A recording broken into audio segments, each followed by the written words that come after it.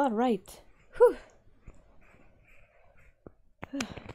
Sorry about not being super together again. I hope the sound is back. The sound should be on.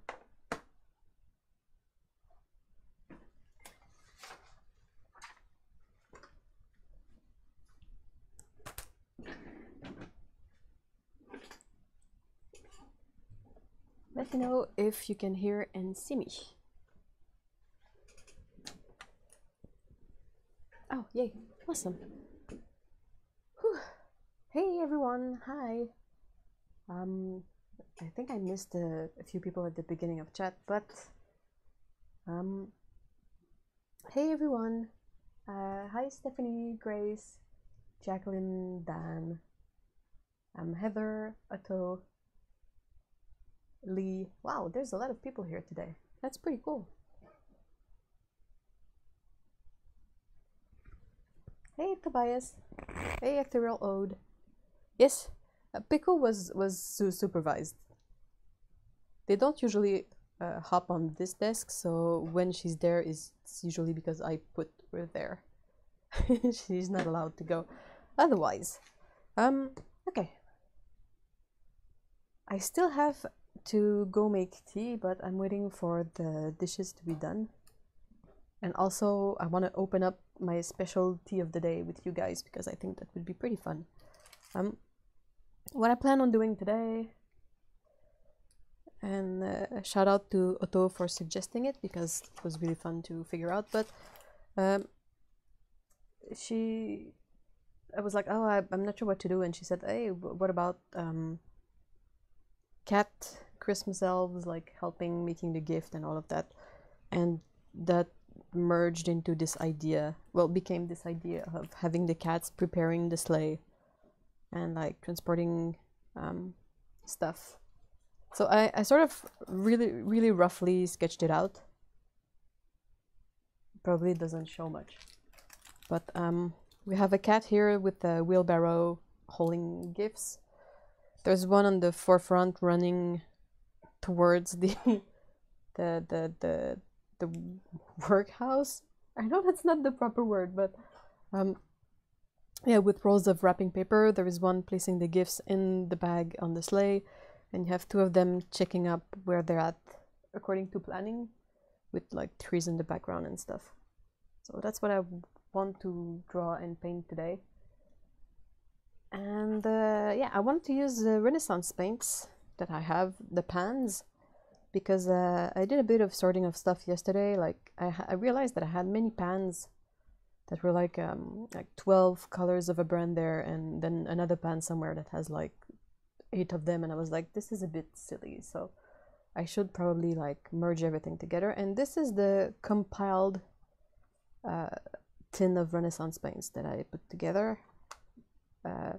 Some are from Malvina, who sent me a really nice selection of paints, and then I got the paints from the set that April also sent me. So I'm not super happy with the magnets on these because they're really weak and they don't really hold well, but I couldn't find my good magnets.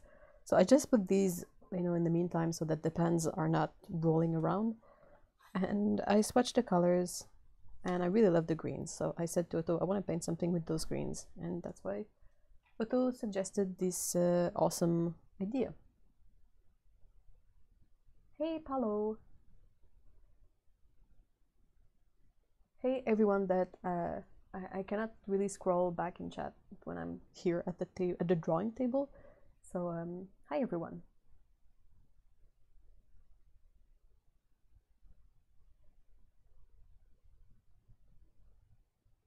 I love the sleigh. Santa on NORAD. Oh, that's so cool. I don't, but I think I should. It sounds like a really cute thing to track. Right, so before painting though, I still have to finish the drawing. It's really not finished. It's really rough. Okay, let me get the tea thing before I get really set up. Okay, hold on.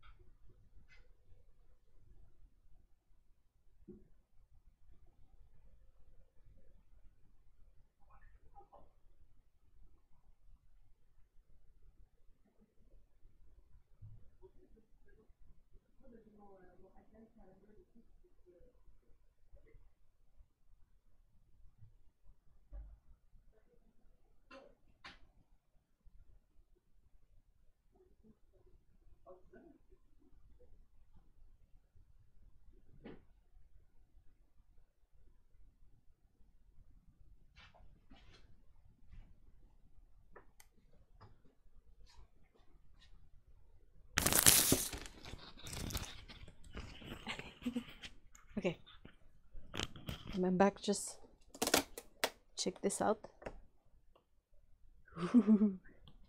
I haven't had an advent calendar in years, so I'm really excited.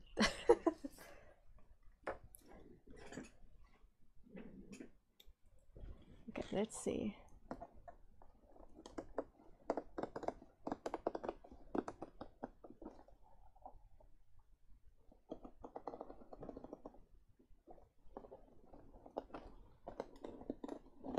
I remember the ones we had as kids, that the chocolate was usually so bad in them, but it was still chocolate, and as a clear, sweet tooth, I was always happy to eat it anyway. Besides, it's the countdown to Christmas, and Christmas is the real, like, awesome thing. Because, you know, like, there's gonna be gift, there's gonna be family, there's gonna be awesome food and cake. Oh, that is so cool! Aww, what is this one? Oh no, it's not telling me. It smells delicious though. I wonder if it's like just in the order of the lid. So if it is, this one would be blood orange flavored rooibos. I love it. I love that it's like already all good to go. Like you have a pyramid thingy in there, and you just pop it into a mug, and boom, tea. Tea is French for tea. Oh, cool. Okay, so I'm gonna steep that one. I'll be right back. It should say on the back.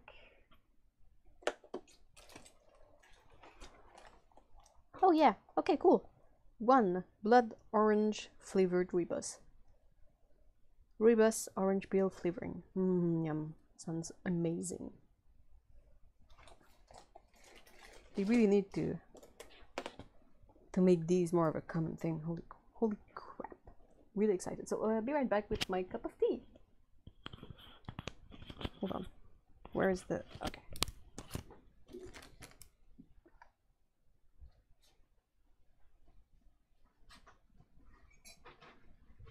Non, des chats. Non. Ah, des chats partout.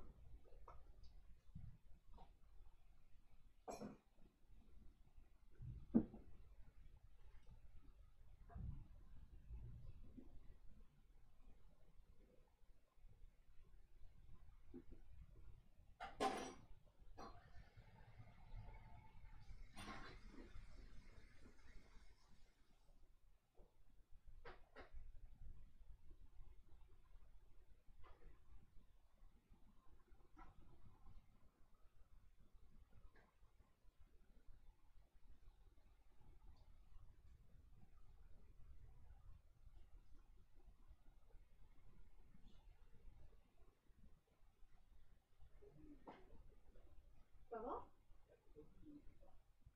Oh, oups. Qu'est-ce que vous faites? Mais va-t'en! Viens. Viens toi ici. Trop de temps.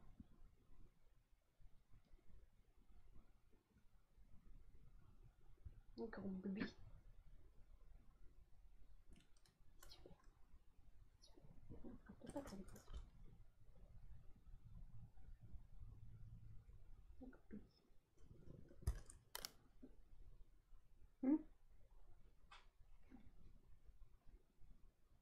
Is it approved?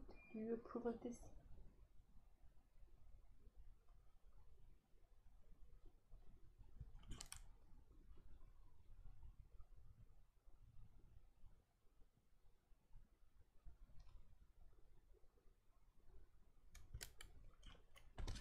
Bye bye. Okay. Oh.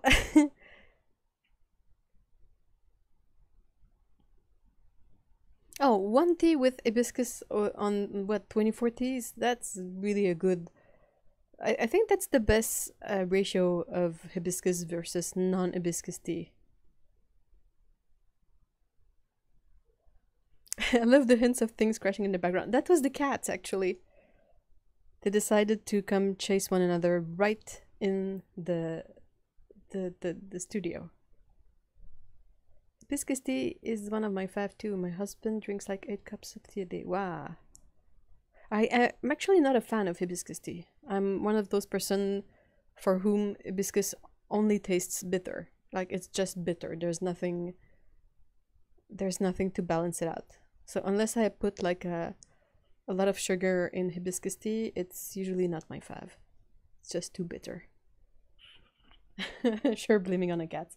Well, it was the cats. Whether you believe me or not is entirely up to your fancy.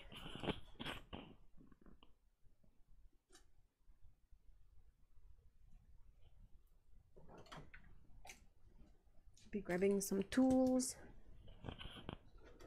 We're gonna use this to not smear everything over.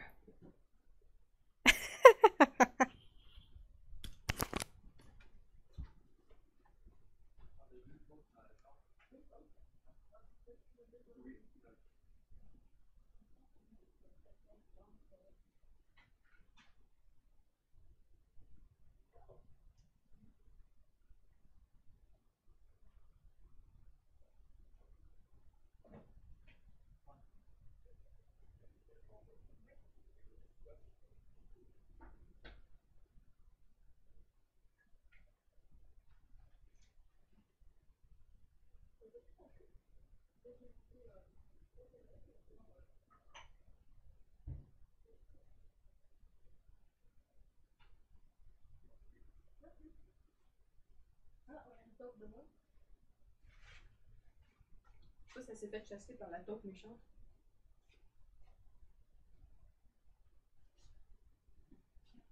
It's here. Oh, I'm gonna put it to the side.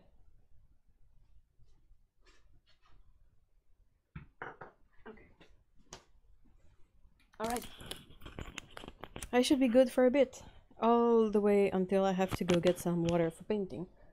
But until then...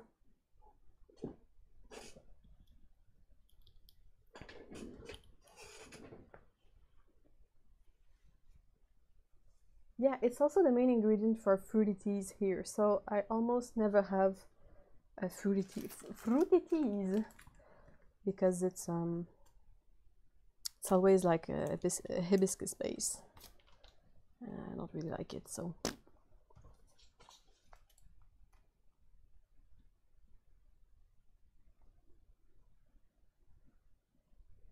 should. I think I'm gonna do like a mixed thingy. I could check out some cute cats on the Evedra's Pets board and make them into the elves.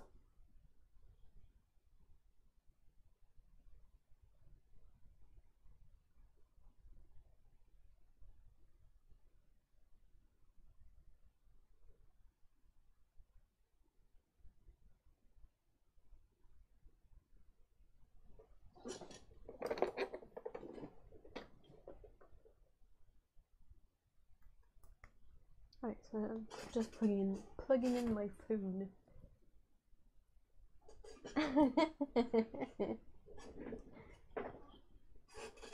Phil says, I've been feeling really queasy after drinking tea recently. Oh no. Oh, eek.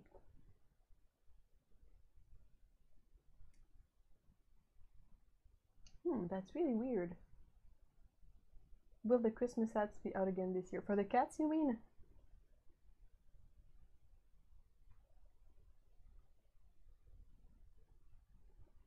I was preparing the thumbnail for this live stream and I realized that it's almost been a year of live stream. I think I missed only one Saturday, which is, you know, not bad.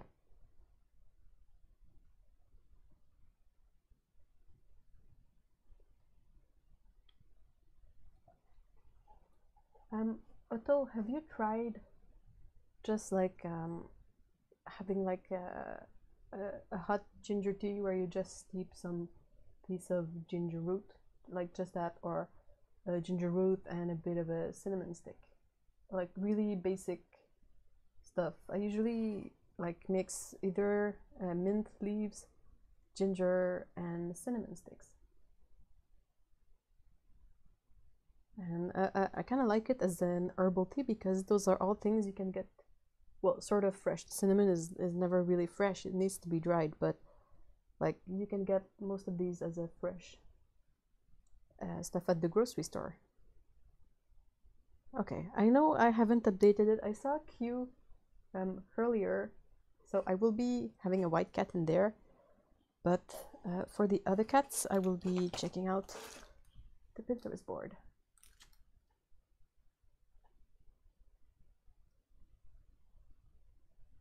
Are we going to break the eve in celebration for 1 year? No! Ah.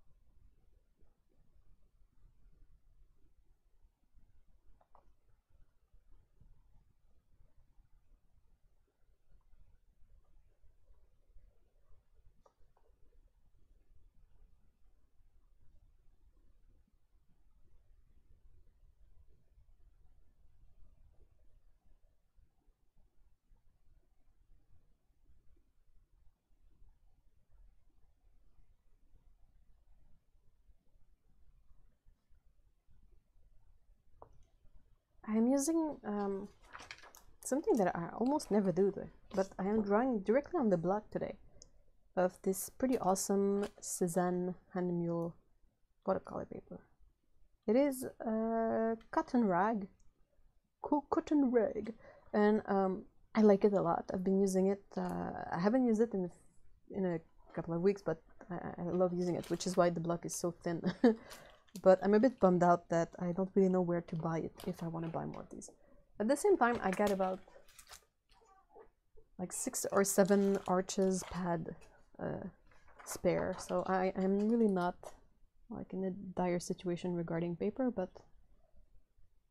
ever since I found out that the Moulin du Roi paper is really weird, I'm a bit like wary of paper, so I want to make sure I have stock of a paper I like, so that I don't find myself in a situation where I don't have any good paper.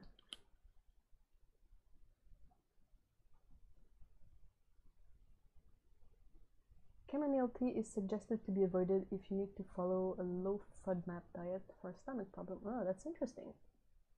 They say chai, fennel, and oolong teas should also... No, not chai!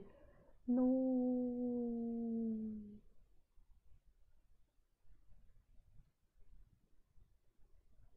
Hey, Stacy. Hi.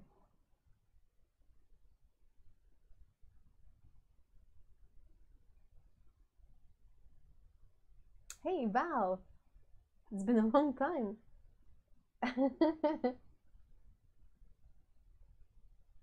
Hey, April. April, I'm gonna be using Renaissance paints today. I'm super excited. And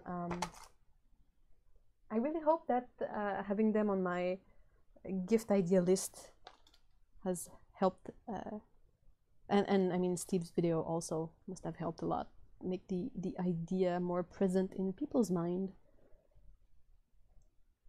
because I think these would make a really nice gift. I'm sort of improvising this wheelbarrow, so I apologize to wheelbarrows all over the world because it's gonna possibly be a bit silly.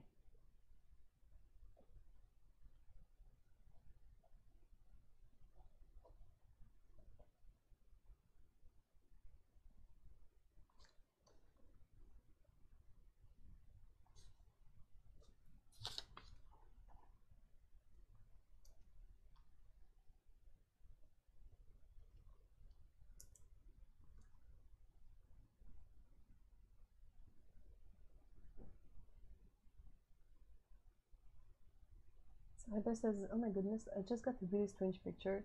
Shiba, the cat, was on top of the cat tower chewing her back toes, and one of the other cats made a loud noise. She stopped to look at what was going on. Oh, that sounds like a nice pretzel pose. Lana asks, which one do you like better, Hahnemuller or Arches? I kind of feel like I need to experiment a bit more with the Hahnemuller one because I haven't painted all that much with it. Let's see, a pad has 10 sheets, and I think there's what, maybe 4 left? So I've used 6 of them, but it was really fun. They were great to use.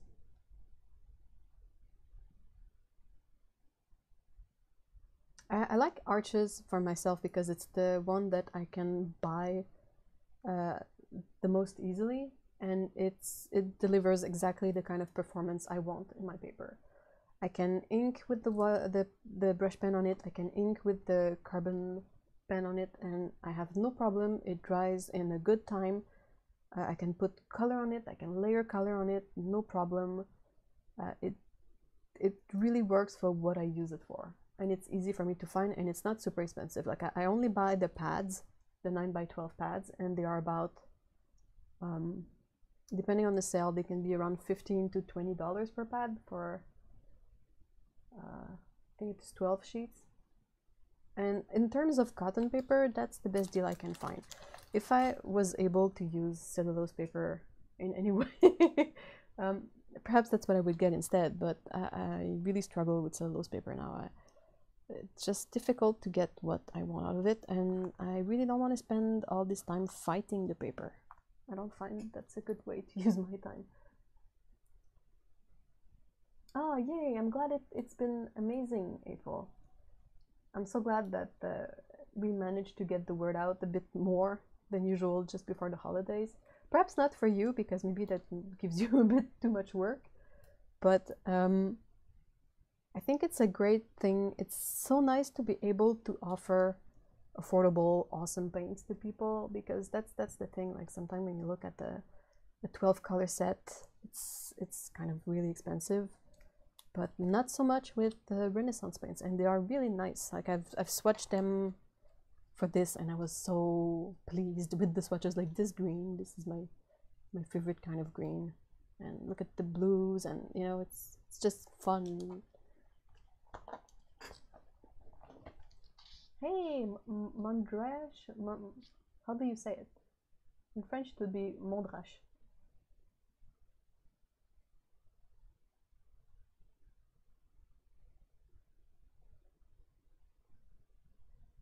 Yeah, the Renaissance paints are awesome.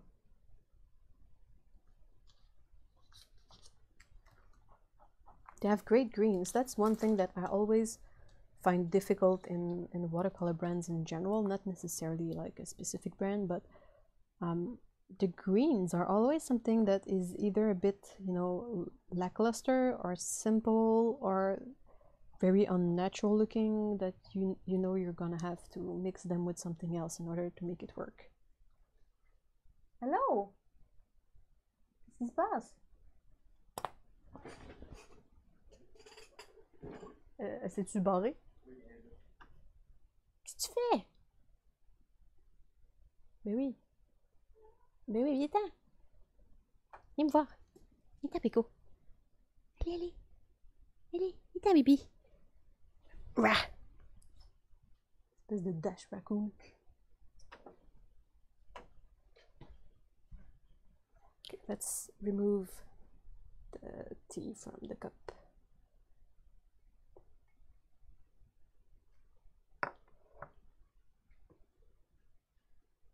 It smells really good. Nice color.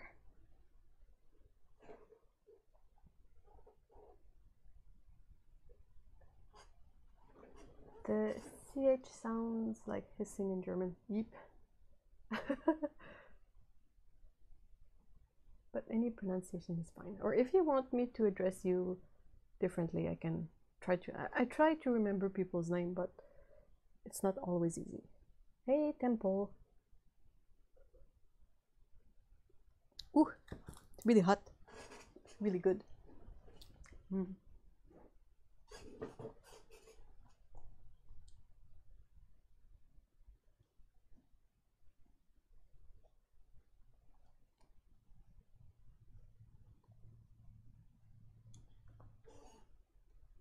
Oh yeah, the cobalt greens are pretty amazing. I think well, okay, I can only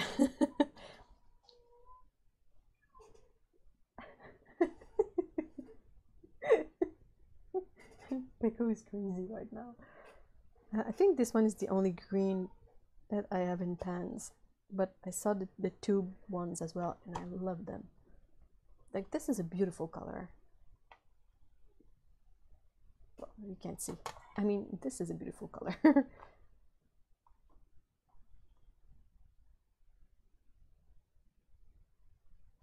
If you pronounce Archambault in French, for Germans it sounds like butt.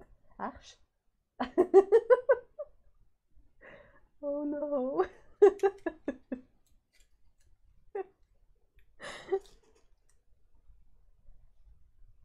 That's really funny.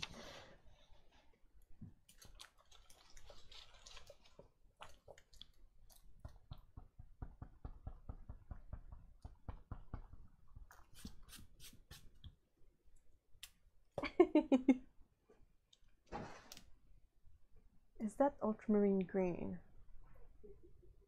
I don't think it is. I think it's one of the cobalt ones.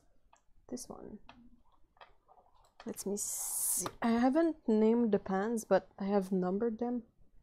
And it is number 27.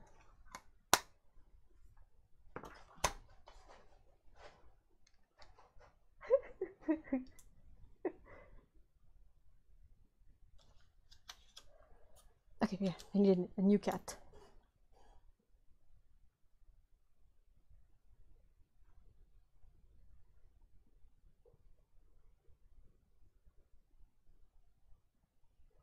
I really need to renew my my stock of Eve Draws pets, because I've drawn quite a few of them.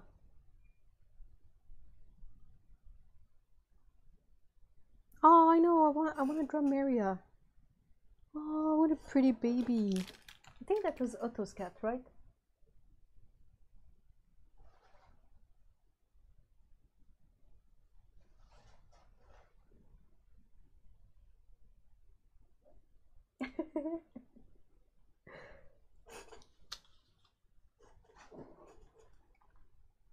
I think Peko is breaking everything in the apartment right now. The cats, they really enjoy playing into packing paper, so whenever I get boxes that have, you know, like a brown paper or a newspaper, I always give it to the cats, and they love it so much. She's a floofy baby. Don't think we're gonna see the mouth much though, because this one is carrying rolls of paper.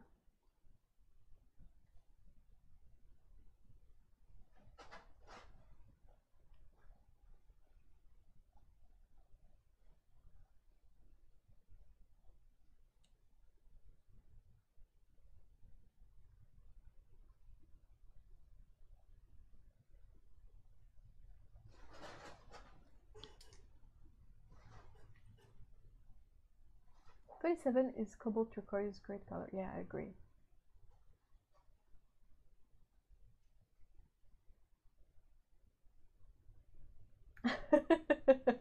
Oh, I think they would want to eat them. If they are anything like they are when they see the pigeons outside.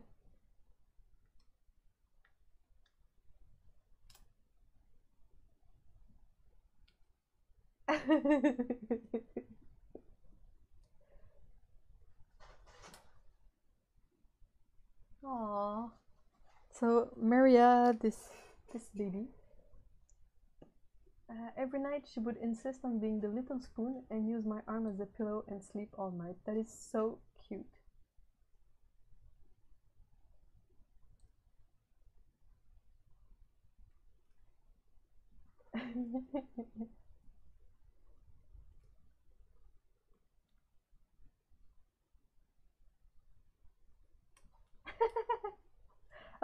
Tobias, a lot of artists have cats.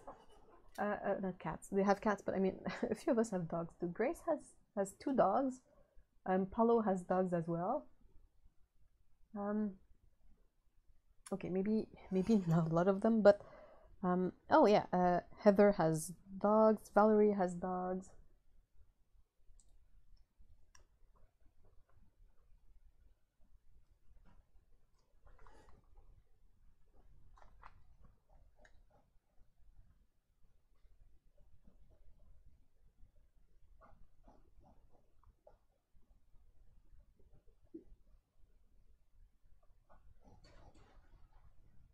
If you can hear the rustling of paper in the background, that's Mr. E playing with Peko right now.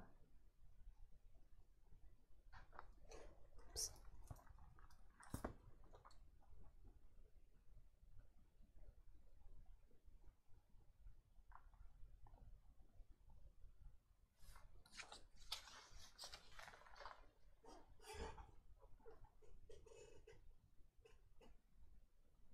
Yeah, Cyan has a dog, that's true.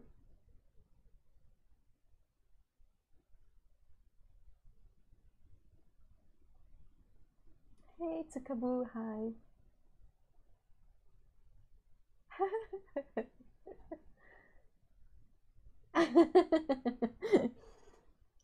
Aww.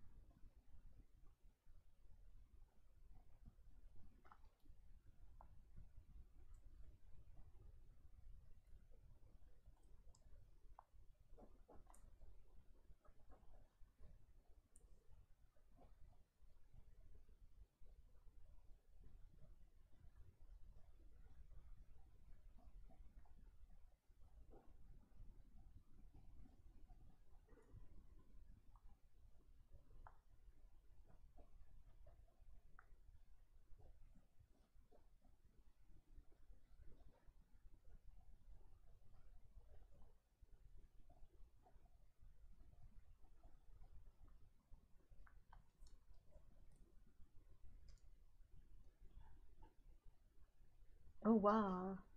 Stacey has a 22-year-old cat. Wow.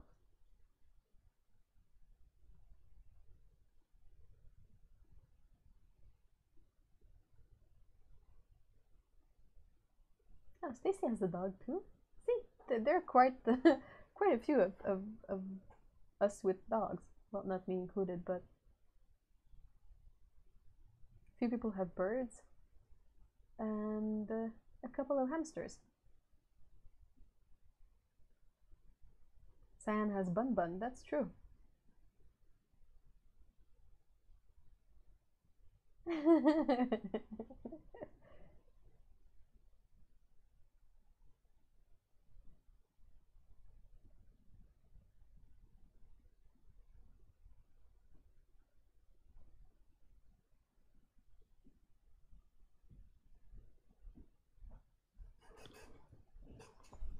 Okay, let's see what I can do with the sleigh in the background.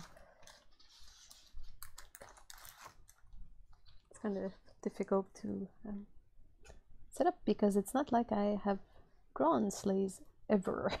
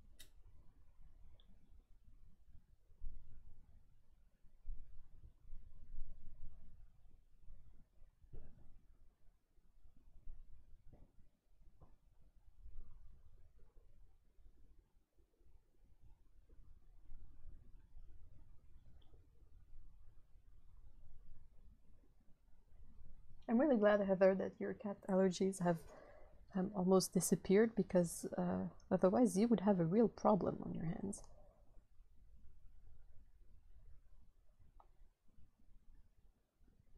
I've seen kind of both ways happening, like either people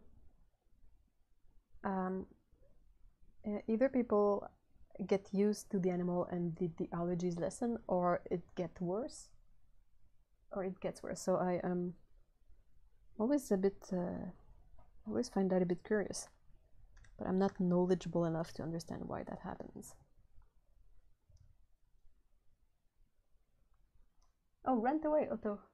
I have a tiny rant if we decide to move on to other topics. We can speak about pets the whole stream. I'm really good with that. That's perfect for me.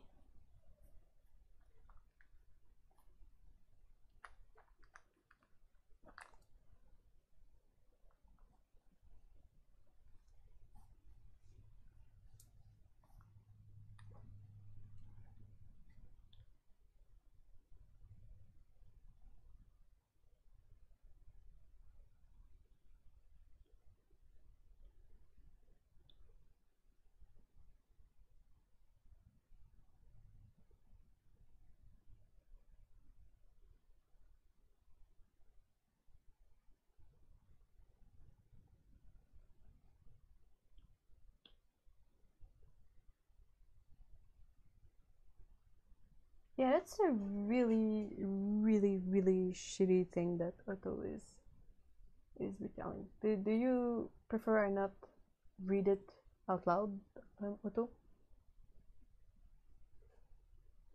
That she had an encounter with a really non-empathetic person.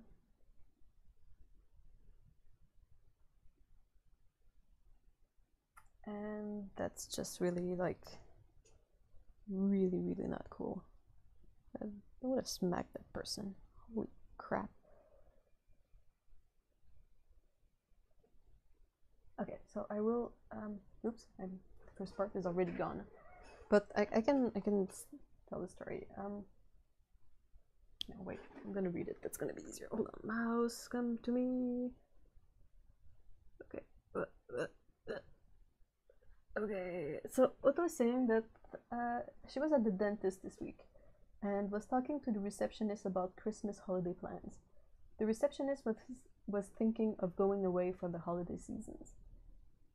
Otto said, oh, we're going to stay put because we have a hamster and it's probably going to be her only Christmas she'll have. So we wouldn't want her to be on her own for her only Christmas.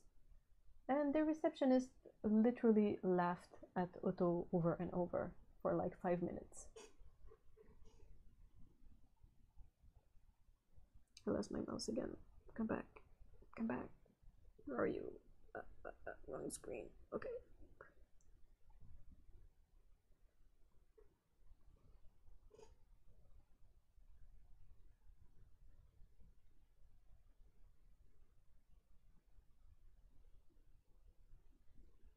And yeah, that when Otto told me that, I was really angry, really angry, because it really bothers me when people with no empathy are not even able to fake it when they work in public, you know, with other people.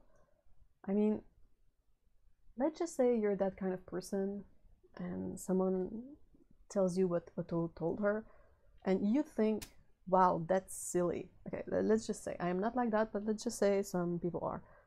You don't say it. You shut up.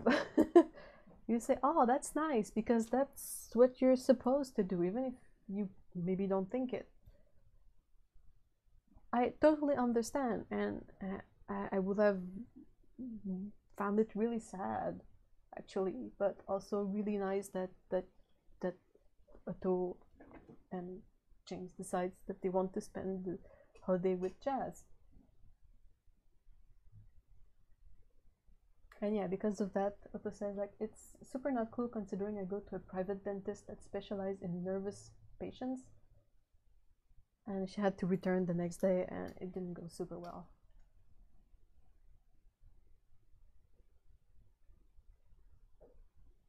Gosh, that makes me so angry.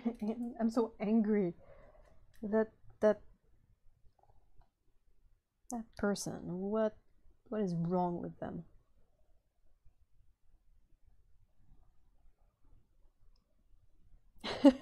I just thought of something really silly that maybe I'm gonna get snapped at for saying, but it's a bit like sometimes, you know, when I would work with other people in an office, sometimes they would, you know, if there was a lot of new parents, they would often go on about their kids. And I am not a kid person. I'm sorry, but I accept it. But yeah, I can still understand those people, and when they would tell stories about their kids, I would be able to empathize anyway, even if I don't really care for kids, you know. That's the whole point. So that you have this person, this receptionist that was like, hi hi hi, you're like, you know what? I really hope you get Montezuma's revenge during your holidays. Really hope you do, and a bad one at that.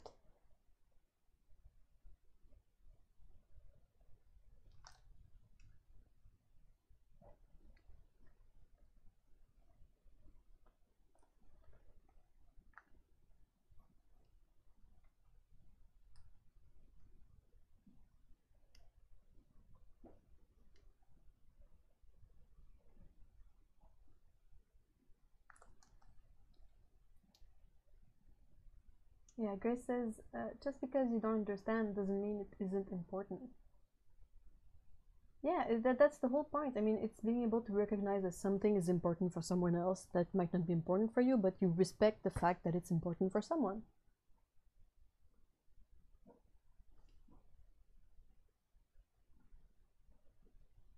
God, so annoyed.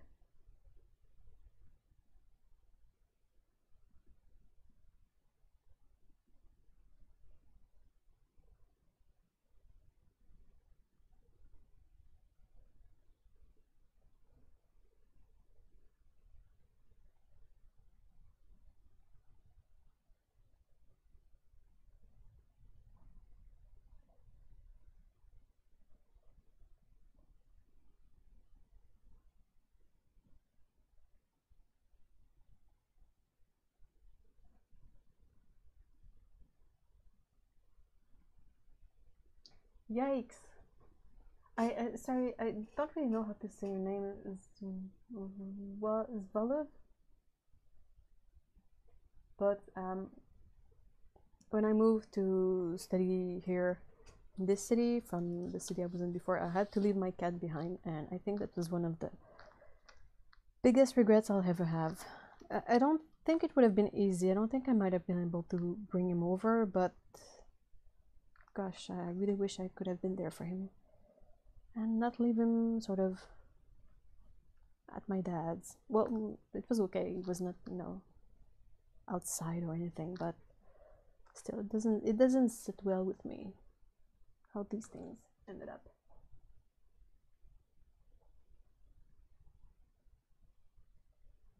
Oh, Stacy, I'm so sorry about your fish. Like, it doesn't matter what the pet is. If you're attached to it, you're attached to it. That's it.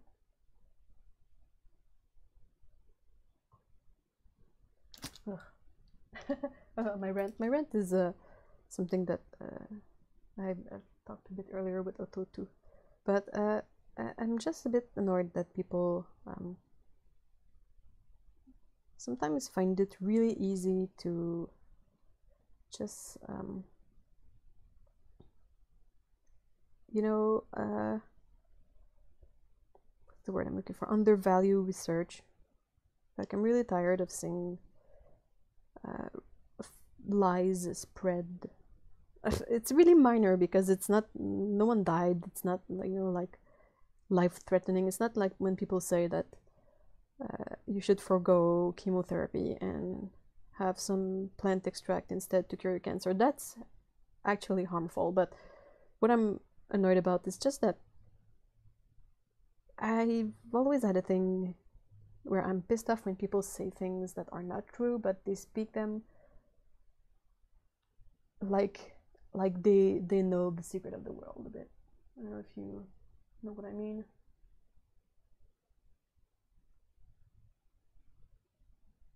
But yeah, it's just really annoying because I'm like, why would you run your mouth if you don't know what you're talking about? Why?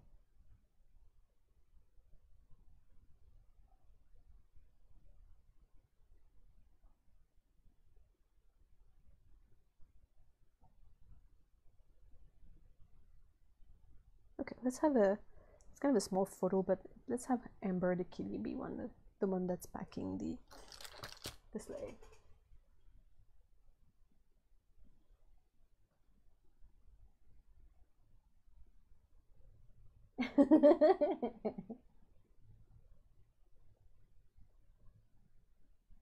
Oh, those were the name of the lemmings? Sandwich, gorgonzola, mozzarella, and tomate.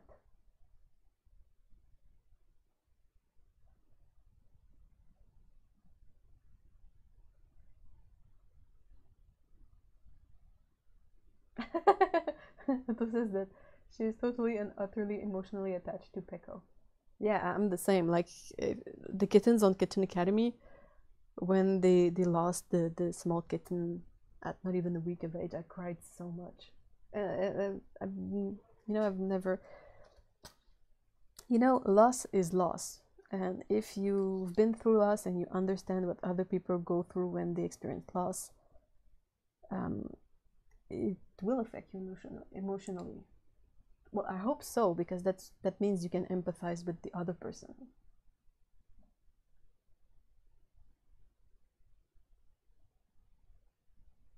Yeah, a loss is a loss. People need to understand that rather than have their own narcissistic feelings about that particular type of animals. I agree, Heather.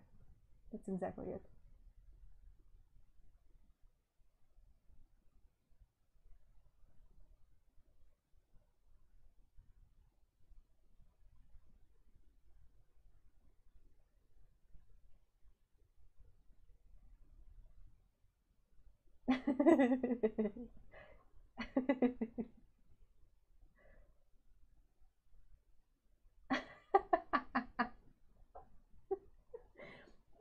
That says I can never go to Eve's house because I don't know if I could resist stealing Peko, and I don't think she'd like that.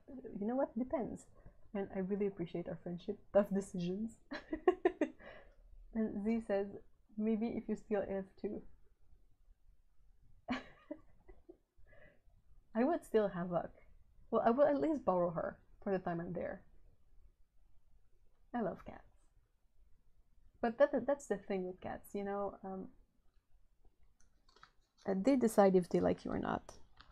So, like when I did the occasional times when I visited my mom when she had a cat, or my brother and his cats, like I'm always like, ee, kitties, but they don't really care about me. They don't know me. They might come sniff me a bit, but they do their cat things. And like perhaps if I was to stay there longer, they would eventually know me and come to ask for pets and all that. But yeah, cats, they decide what they want to do. What is being drawn here? It's a kind of a Christmas scene with cat Christmas elves helping pack Santa's sleigh. It's relatively on frame.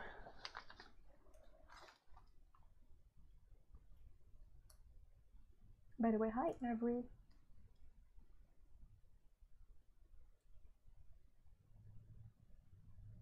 Do not snort the cold ground. Yikes!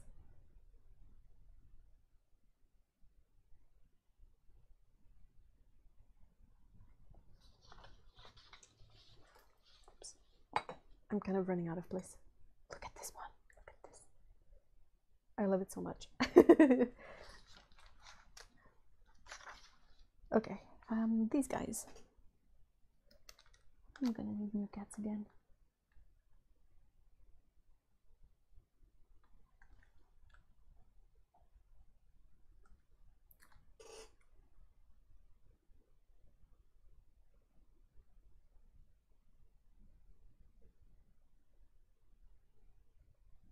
Oh, yes. Okay, which one? Which one?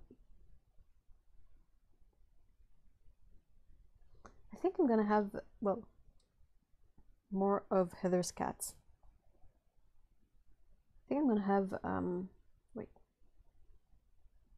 Bastet and Cleo. Are they torties or torbies? They seem really floof. So many floof cats. Let's have some more torties in there. Represent. Besides, I can give them frowns and it looks absolutely in character.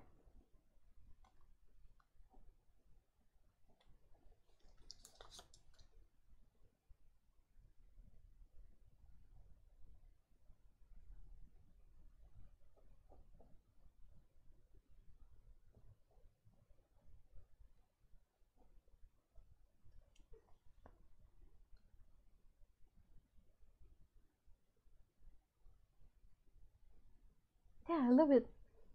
It's a Daruma cat pink plate. That was cute. I like to have these either to put trinkets or stuff on it. And I can have a few of them. Sometimes I will put like pans in there that are between two ideas.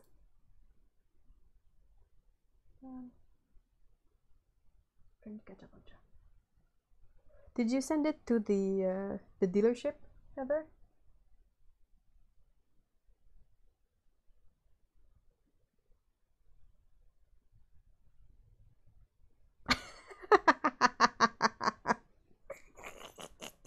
Oh, she even has a blep. She has a bit of mouth, a bit of tongue coming out. Look at this. Yep, that's the look.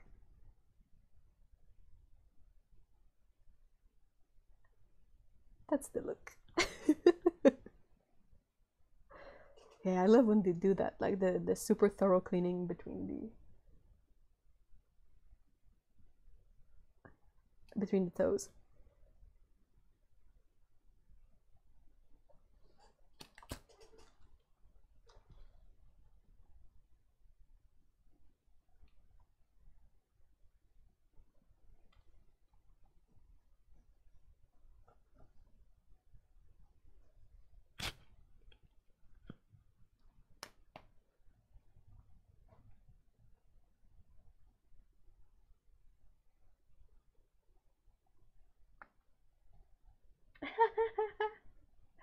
Aww, that would be so cute. Can I? Oh yeah, sure I can.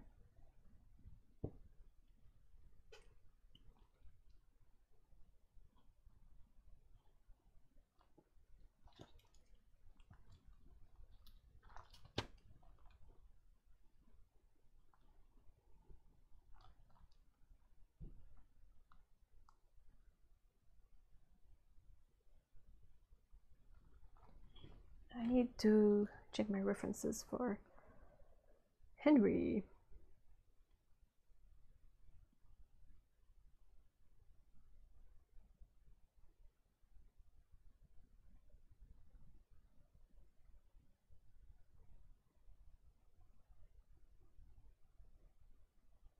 Oh, bye, Lee.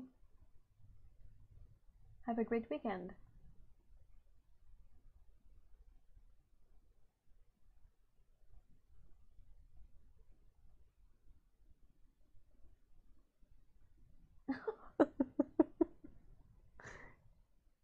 Okay, let's see. Let me check. Pictures of Henry. I'm sure I have at least one of them. Oh, such a cute baby boy. Oh, that's like the sweetest face.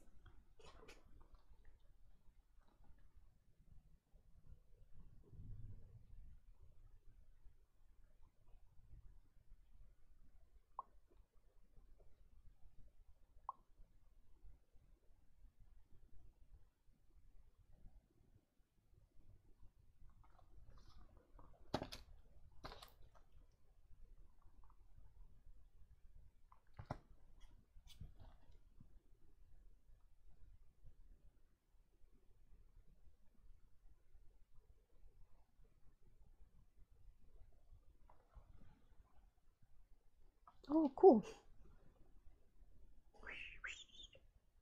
Oh, I really stole Kitty's chair. You really did, because I think you've shown me a picture of Kitty on this chair. Did you make all the blankets that are on the chair, Grace? They are really nice. Oh, what? A good boy. Oh, he's so beautiful.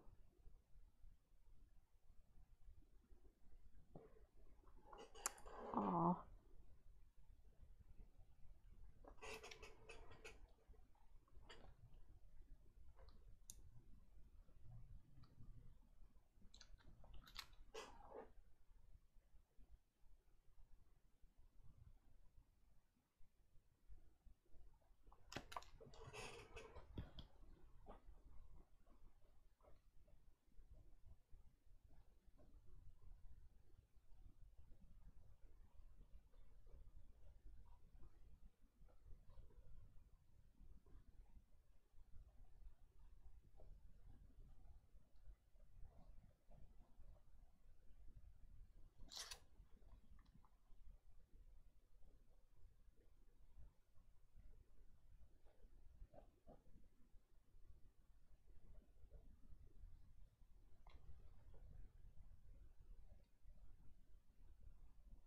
No, none of those, but I do make blankets. Aw. I crochet too, and Otto does as well. Honestly, Grace says, honestly, people ask me how I get anything done with him around. Answer, I don't.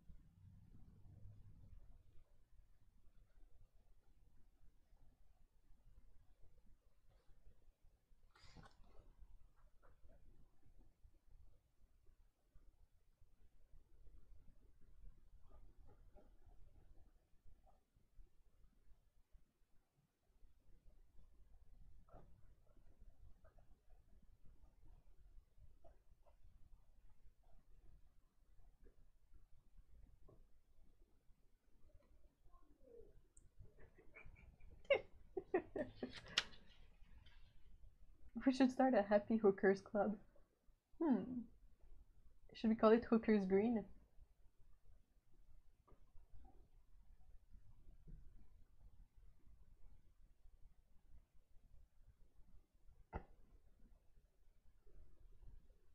Aww. Z, thank you so much for being there. Have a good night.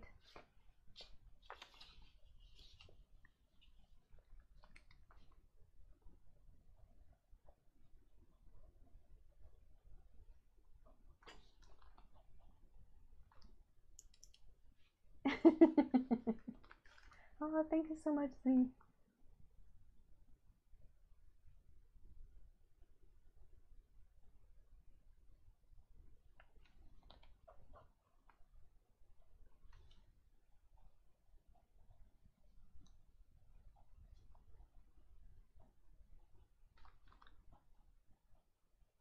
I'm glad that Grace approves of my pun. She's the, well, they're the master of puns.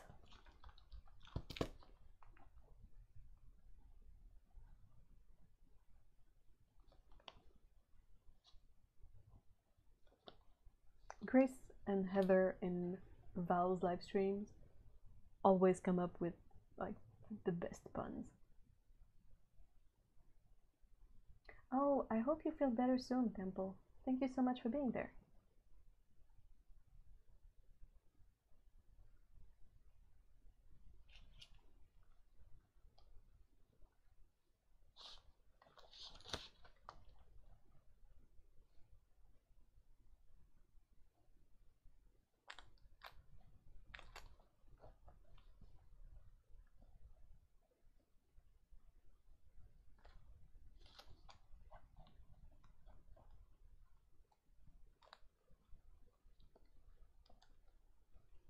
Okay.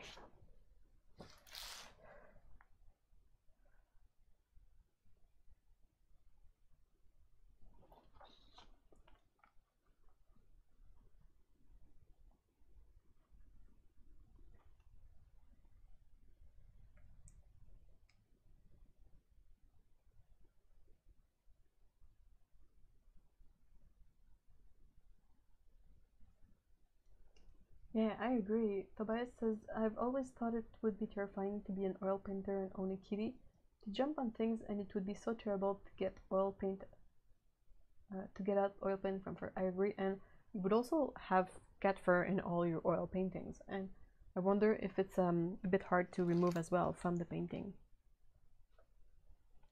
For inking, I will be using the good old Pentel brush pen.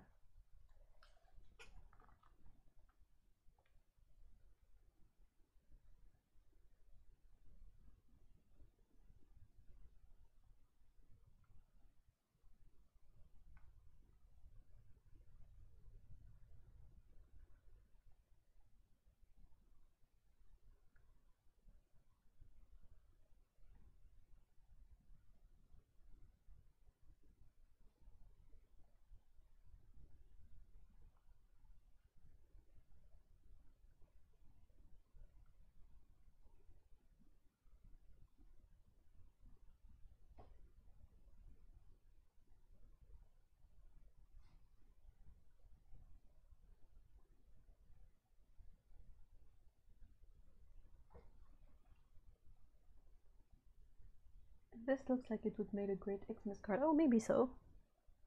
Yeah. Perhaps one of the, the landscape ones.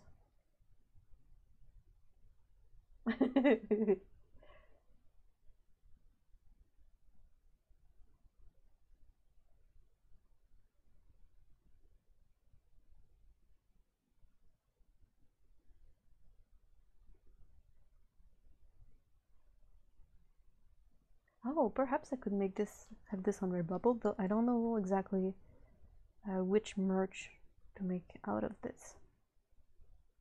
It's not exactly the size for a sticker. I don't know if they make like odd shape for cards over there. Maybe a pillow. I don't know. I really don't know. Yeah, I ink first.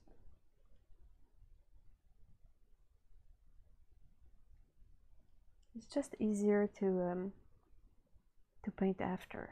Especially that I tend to be quite messy and rough at the sketching stage, so inking first allows me to like take the decision first, and after that, when it comes time to paint over it, it's a bit less stressful.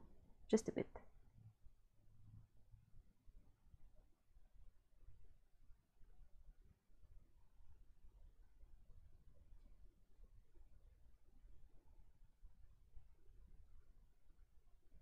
I also always try to ink with waterproof ink, because yeah, kind of important when you paint over it after.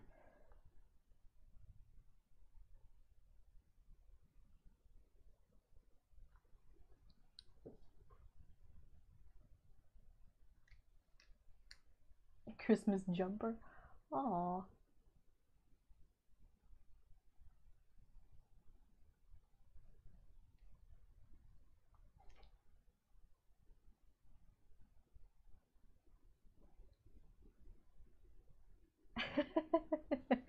Yeah, I find it weird, like the specifically holiday gear, but I think that's perhaps more targeted for people who have really big family parties. Like everyone has kind of a thematic sweater or jumper.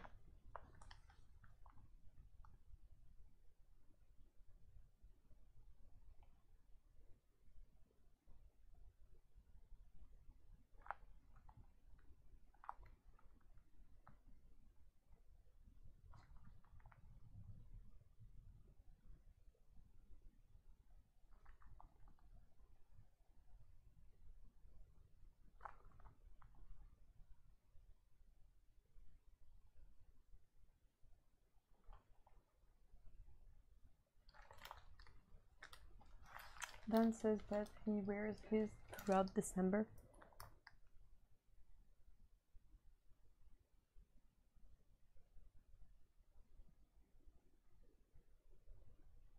I was kind of bummed once because, okay, story time.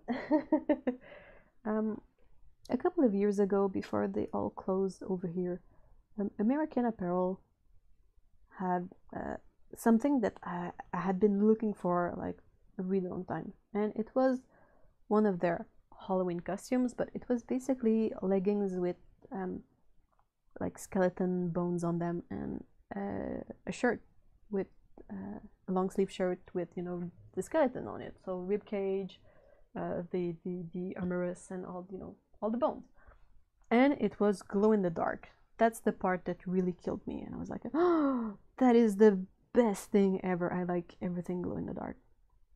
That's my generation, all right. And I bought it for Halloween, and I was like, oh, this is so cool. I love it a lot. And then Halloween is only once a year, so the year goes by, and at some point I was looking for a long sleeve shirt, but that was not super thick. Like, and I remembered that I had this shirt that I love. I mean, I would wear it year round.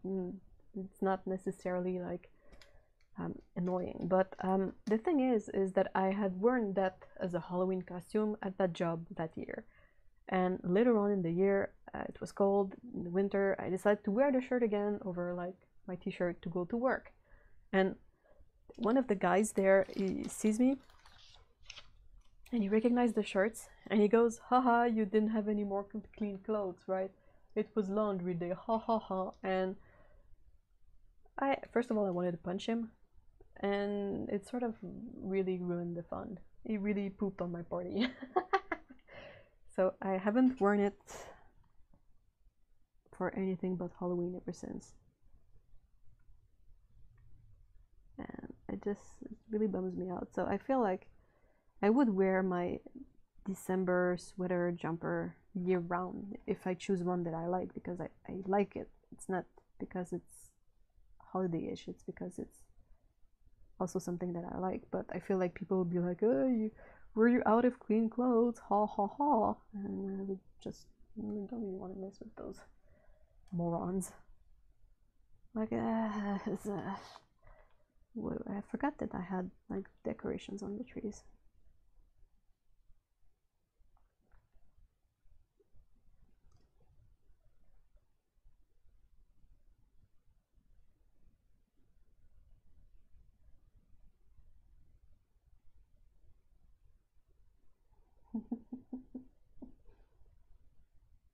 I wish I had punched him in the face. Go put it on now. No. Besides, I think I'm too chubs at the moment to fit in it. It was a good few years ago. This chubs needs to be less chubs.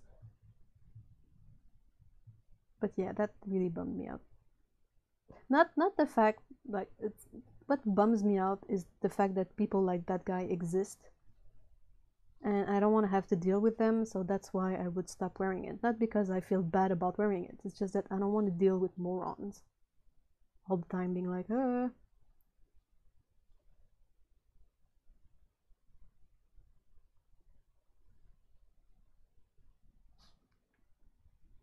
ain't nobody got time for that.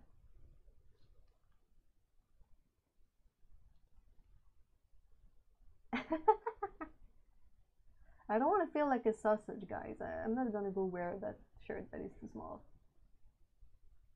I want to be comfy. And this hoodie is super duper comfy.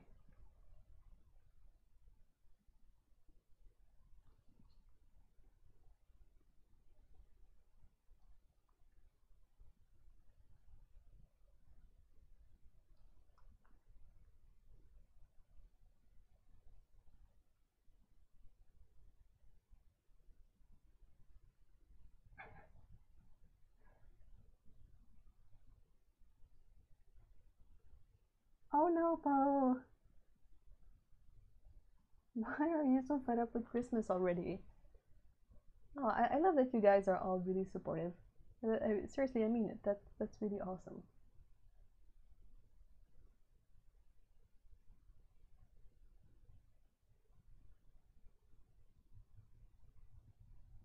Heather says, who cares what they think? If they feel the need to say something, they probably have their own insecurities and don't know how to deal with them. You will be a beautiful sausage. Put it on, guys. It's the only way I can put an end to this. Okay, give me like a few seconds. If I can't find it in the few seconds, I won't put it on. Besides, you won't be able to see. Anyway, be right back.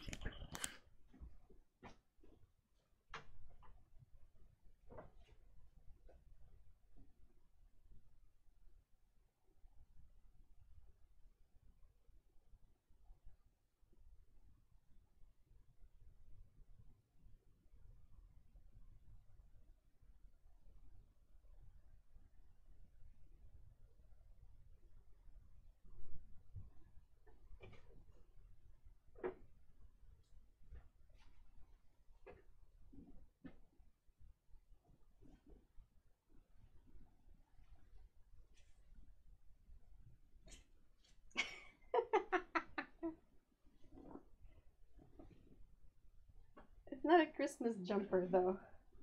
It's a bone jumper. Someone could make a really bad joke with that. Here it is, just proof of concept.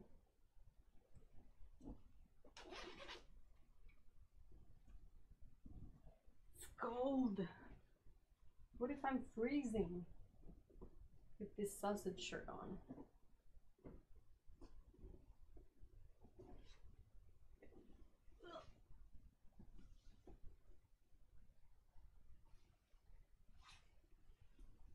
Yay, I'm a sausage now, yippee! Ta-da, bones!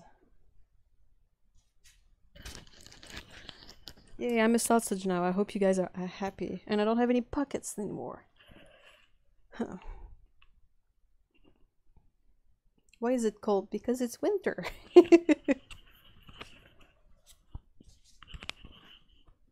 Yeah, I'm a glow-in-the-dark sausage. We can check that out. Hold on. Let's load it up.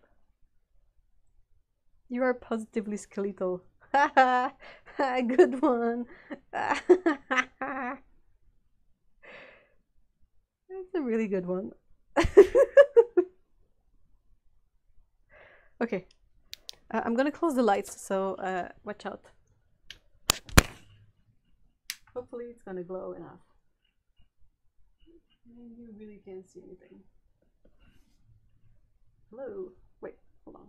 This should work. Yeah, it's not awesome, but you can see a bit of the glowy. Just a bit. Maybe. Yeah, no. But it is glow in the dark. Maybe at the end of the stream I can do it again.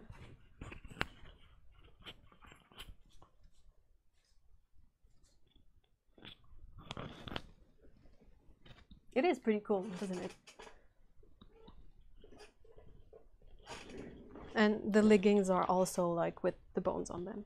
So, but yeah, ever since like I have been looking for something like that for a long time, and I was really happy when I saw that. I don't really like American Apparel that much, but for that I had to.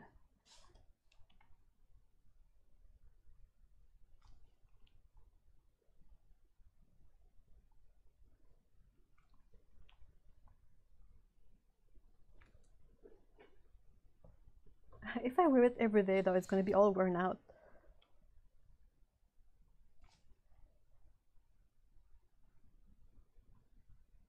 But it is pretty cool.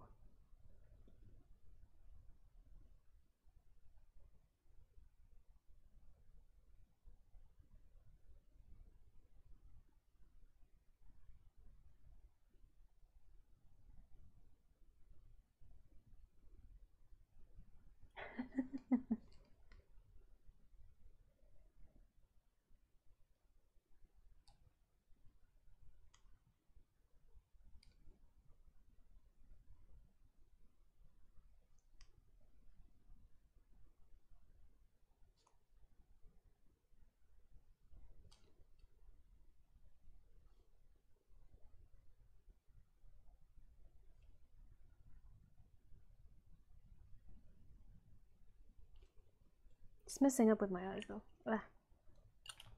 Crud.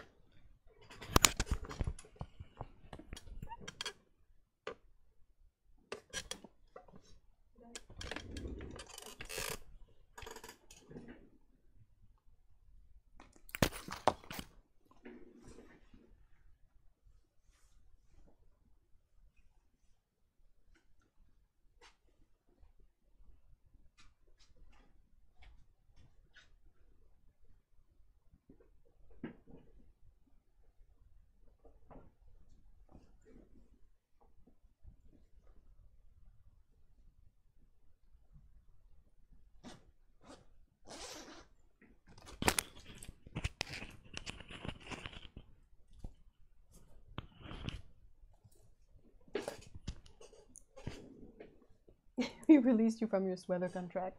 Thank you so much. It was really messing with my brain though, because I looked down when I ink, and this shirt is fully black, so it's not disturbing me, but the other one was like black and white and fully high contrast, and it was really messing up my eyes to be looking down at my drawing and have that in my peripheral vision.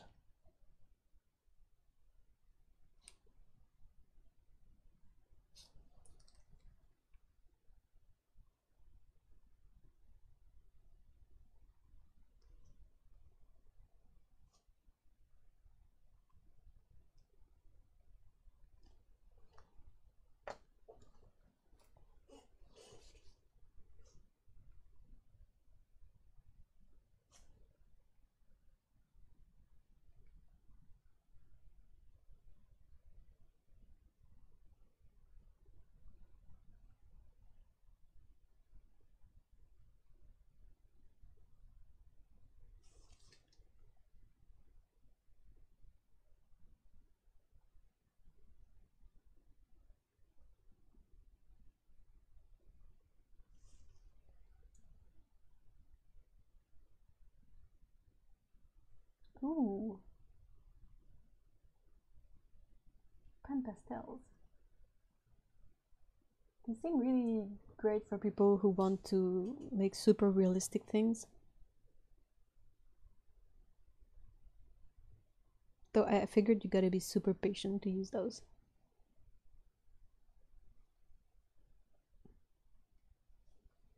I am not sure I could.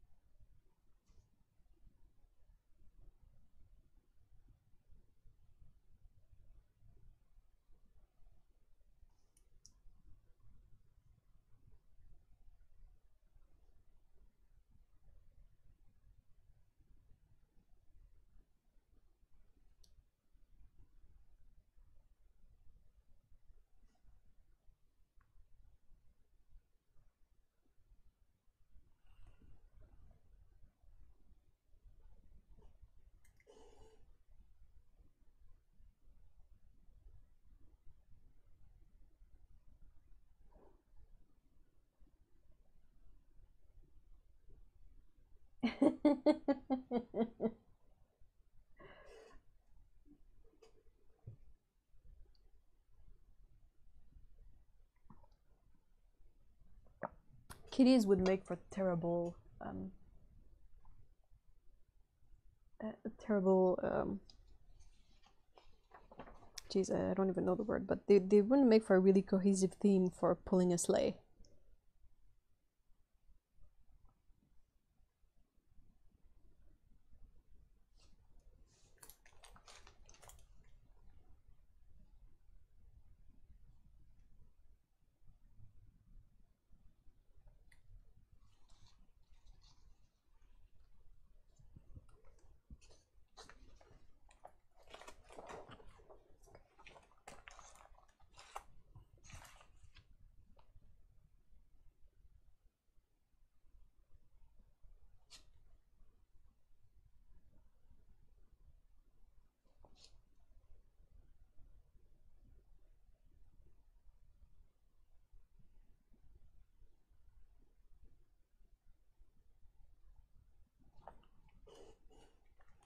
They'd all scatter in different directions. Exactly.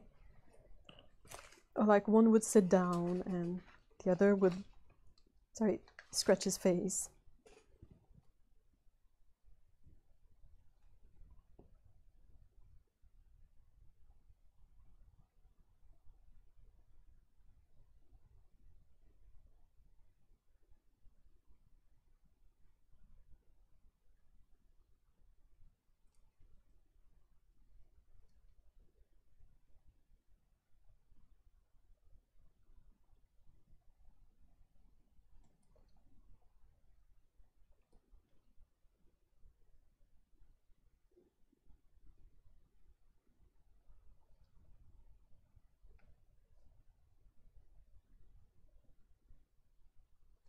I think my hand is shaking a bit. Struggling a bit with some lines.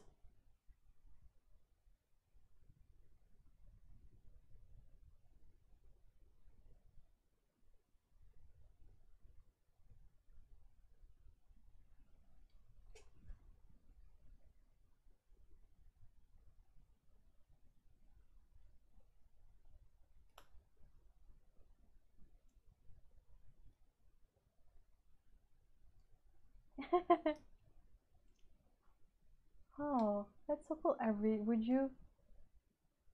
Is it to offer to your mom or is it to ask as a gift for yourself? Heather says 8 cats hooked up to a sleigh makes for 8 different directions and ending up stuck in a tree. Yep. Sounds spot on.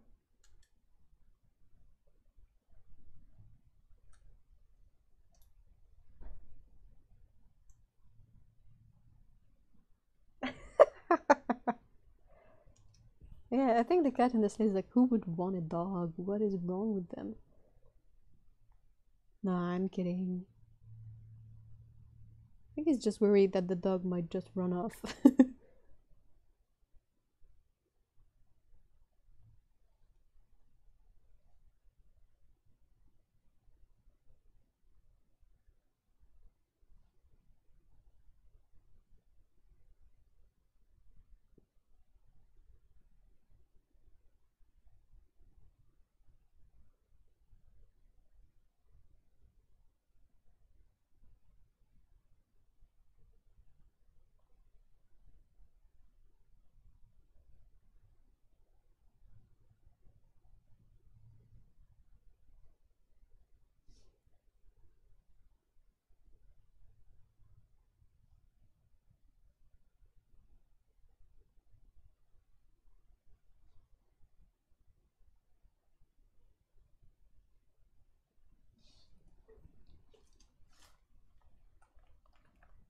How did this get here?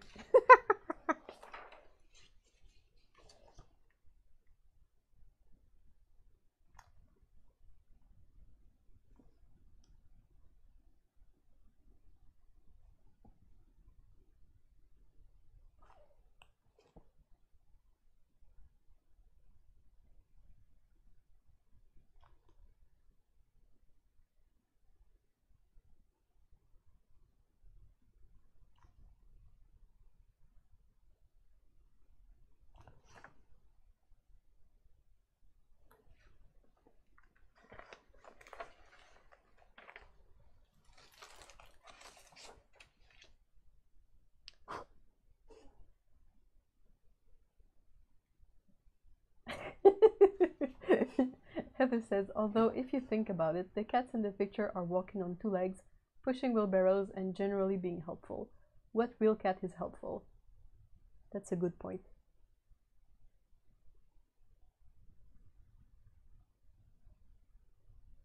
Ah, a white lion and a big bushy mane as the centaur. That's really cute.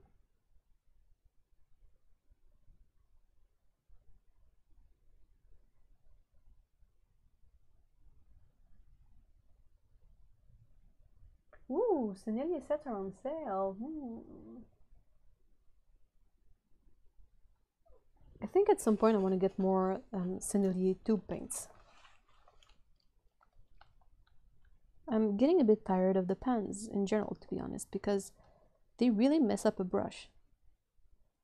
Like, it's fine if you work small or like really detailed drawings, perhaps for like botanical, but I find that the more I have a divot in my pens, the more I mess up my brushes, and I don't like that. So I'm thinking I need to perhaps reconsider my sets in general and not go in a direction where I end up with more pans. Perhaps try to think my choices in terms of getting you know, tubes that I can put in a different palette.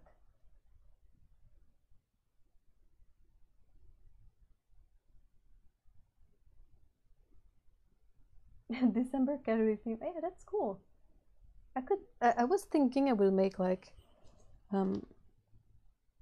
drawings in the spirit of the holidays for the month of December, because I think that's fun. I hadn't really thought about making this into a series exactly, but like it would be all about, you know, holiday themes and trees and gifts.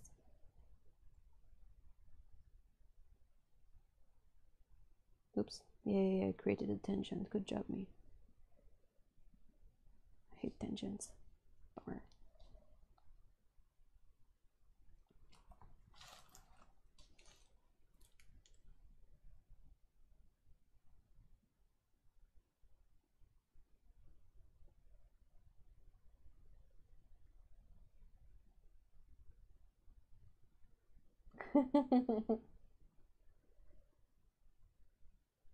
Didn't I finish my rant? Well, it was basically just about me being annoyed that people saying things they don't really research or make an effort of really looking into before saying something about it. Like in this case, it was someone dissing on a specific type of paint without taking the time to really look into it beforehand, because they would say a bunch of lies. And I'm like, we don't need more lies spread around. We need more knowledge. I like sharing the knowledge of the paints because it makes people more able to make their own choices and find out what they really like, and not feel like they have to listen necessarily to what the companies are spewing, because every company will always say like, my paints are the best, buy my paints, they are the most light fast, the most beautiful, the most vibrant, the most, you name it. But if you understand how these things work, then you can decide for yourself, like if you think that that stuff is true or not. And that was what was annoying me. Like I'm trying to think, is there okay, say Cutman. I don't like Cutman. You guys know that I am not a Cutman fan, but if you like Cutman and they work for you, that's perfectly fine. Like I don't see a point for me to be like, oh, these paints are cheap, they're not well made, they use too much cheap binder in it. Like I don't know how they make the paint, so how can I say anything about how they make them or how well they work? Like I can only say that for my experience, I don't really love how they handle, especially the pans, but that's just me. If you like Cutman paints, that means you have like access to really inexpensive paints that are easy to find like everywhere, so kudos for you.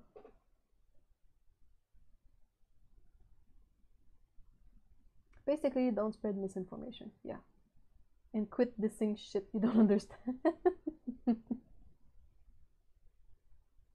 Alright, y'all. Best Eve, Christmas Eve fun. Oh no.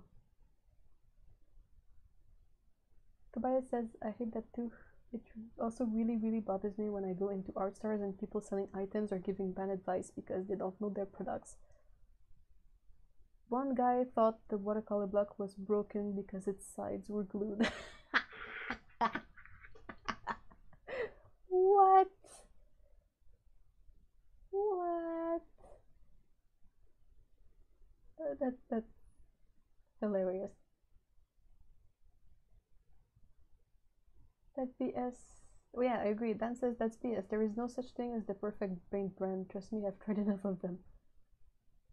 And there's the thing too. It's like someone like Dan might prefer paints that layer better and you know, something like Sennelier or all that, or Old Holland, or you know, and might not like as much paints. Let's just say like Sennelier or something. Not Sennelier, Daniel Smith, or you know, if you use your paints in a way, you might prefer a certain brand, but it's not because like you don't like a brand that they are bad. They're just something you don't like. It's fine to say you don't like it. What bothers me is saying that it's bad because of stuff you don't really know.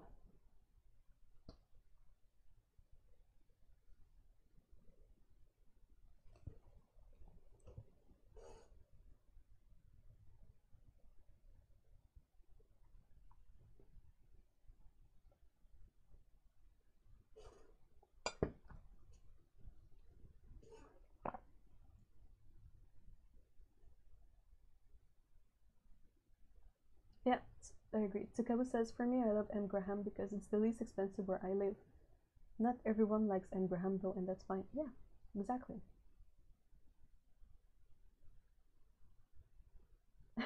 Tobias says, he gave me a huge discount because he kept trying to convince me it was broken, and I was like, no! That's hilarious.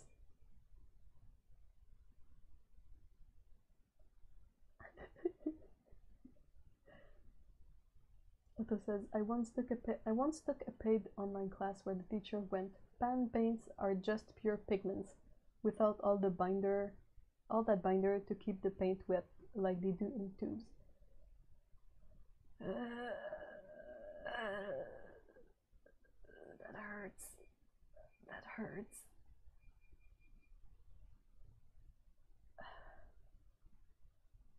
April says, even though I sell Renaissance and obviously love them, I also love Sennelier, HMK, Daniel Smith, etc. I would never diss another company. Yeah. Why did this? Why feel this need to, like, you can not enjoy something, doesn't make it bad or anything. And if you're annoyed like about the thing, don't go on videos where people will say that it's good just to get annoyed and then rent away stuff that doesn't make sense.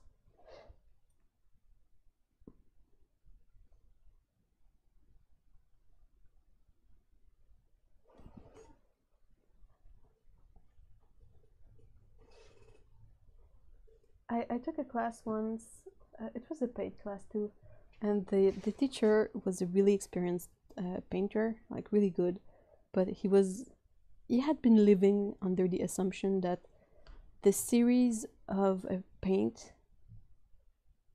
is somehow related to the intensity of its pigment.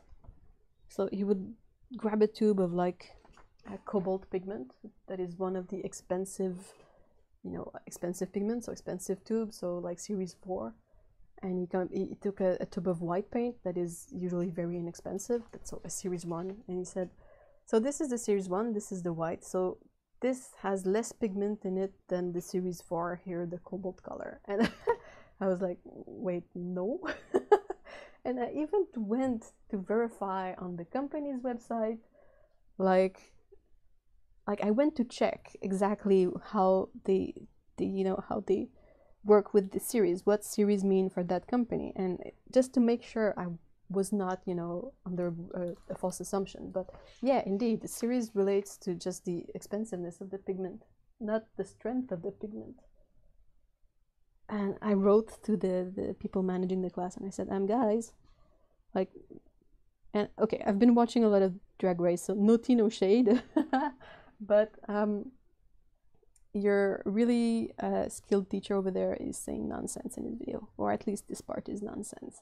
And I even included like the link to the company website that said like, no, this series means the expensiveness of the pigment, not the strength of it.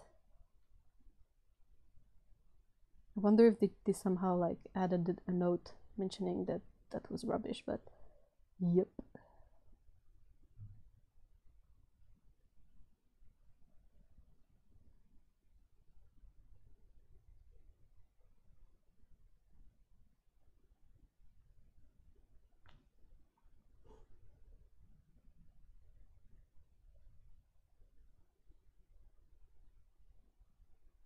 The library is open.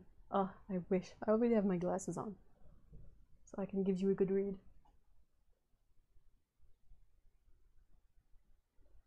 They recently added like seasons 2 to 7 of Drag Race on our Canadian Netflix, but I've also been watching them on a streaming service that's called Out TV, like Out, like OUT, Out. And they specialize mostly in I don't really know how to say, but they have like things that are perhaps a bit more open-minded. It's less about like big movies and blockbuster. They will have more things from the LGBTQ communities, and they have a tab that's just for drag queen stuff. They have like all RuPaul's Untucked, they have the All Stars, and they have the regular seasons.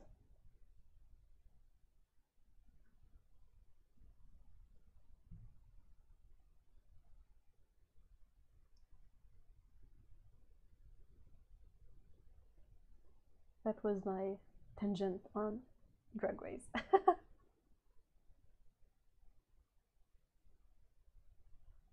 It is very mean when it says PG for price group in shops, but the mini assume it stands for numbers.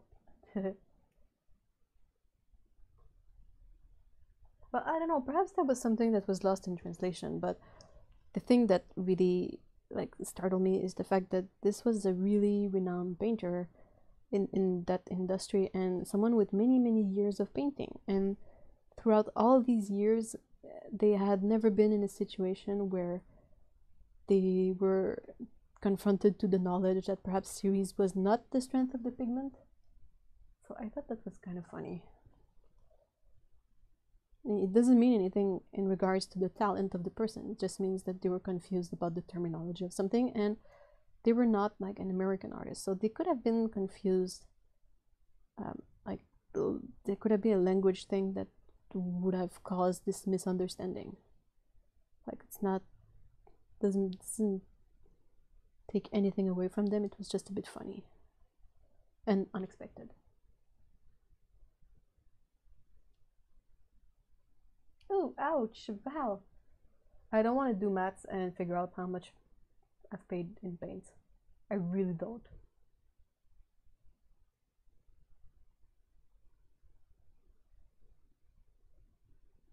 Hey, hi Mikey. I have been dressed up by drag queens and made into the best drag Mikey ever. It was a good time. Oh, that sounds awesome. Hey, Alexandra.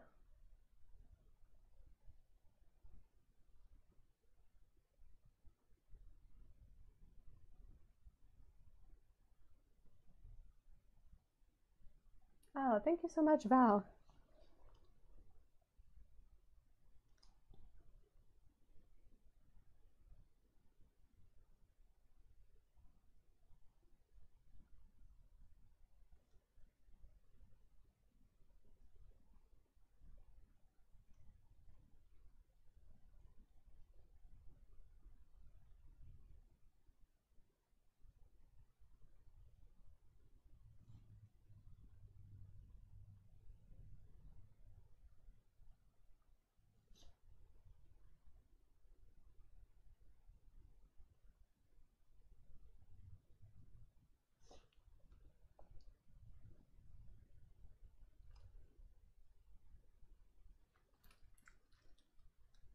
That's just the burner. I won't do the maths on paints.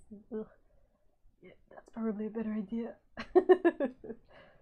Snatch Game is always my fave. Oh, Snatch Game is great, but it's so cringy at times. Oh, it can get so cringy. Holy moly.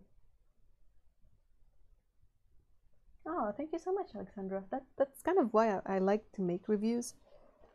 It's first of all because I'm really excited about paint in general, and I love talking about paint and testing out stuff and seeing how it all works together, but I could do this stuff and not necessarily share it. I like sharing it because I watch a lot of these videos myself, and I think it's really helpful to have many opinions on like a single thing, and not everyone will test out the paints the same way. So one reviewer might test them for light fastness, and one might test them for layering, and you know, you can still learn a lot from all this stuff.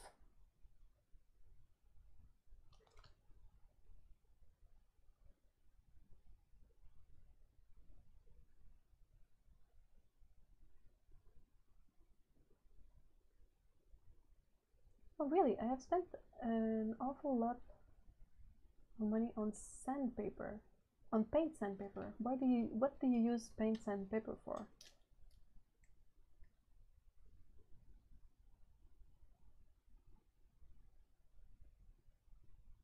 Oh wow, there's a Czech brand called Barvi if you want something really rare. They are supposed to be really nice and like Renaissance. Very good job. Hi Lindy, by the way. Hi.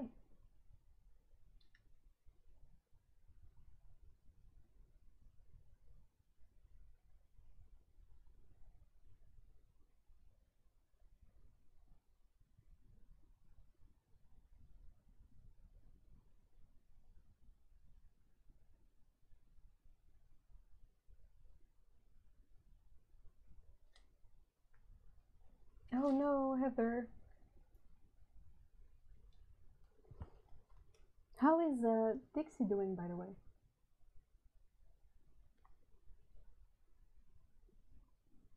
Dan says, I am currently pondering if I should upgrade some of my YouTube tech, but then I have no idea what I need or what to get.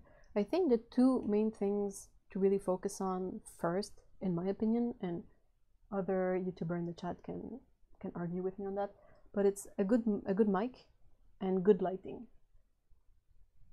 I really think this is kind of the first things that will make a difference, because I find that a lot of people seem to underestimate the importance of the audio in the video. Like, videos with bad audio is really hard to listen to. I'm not saying that my audio is amazing, but it was one of the first thing I replaced, and I'm really glad I did. And then it was the getting lights so that I can work when it's not summer.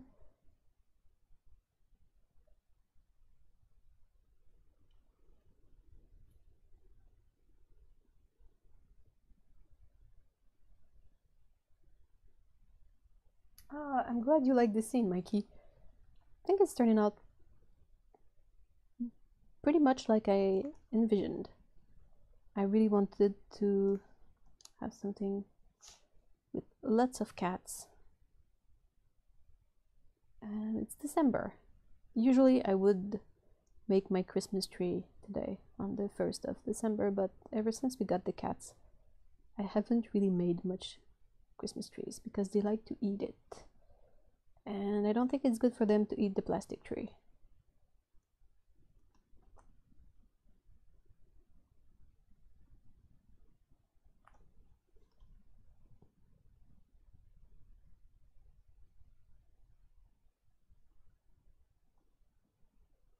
Okay, I think that's about done. Still need to let it dry.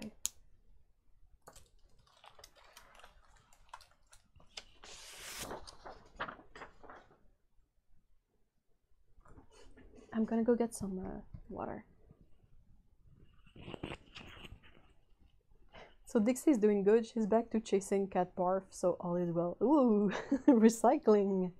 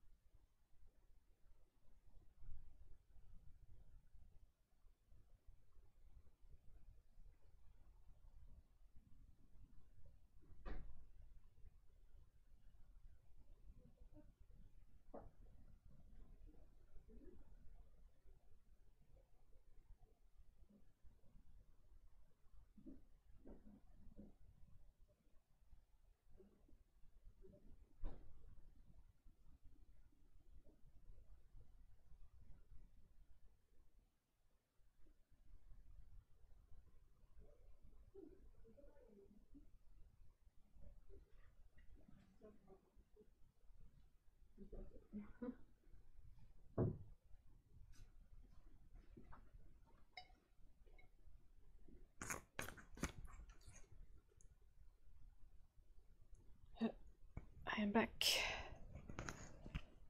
I also grabbed the smallest apple. Sorry for the few crunching noises.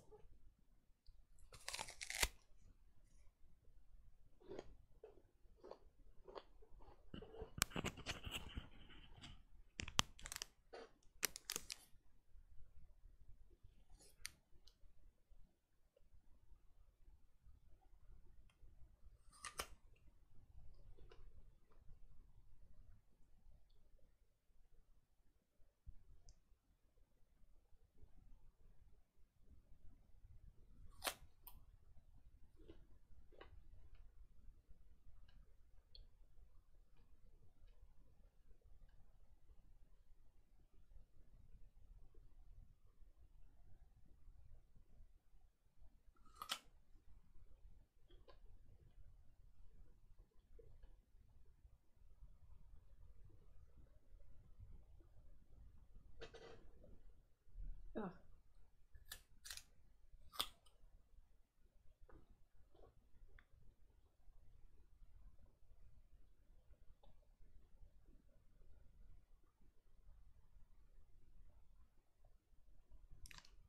I film with my phone usually. For live streaming, I have an older model webcam that is not really good, but it still works.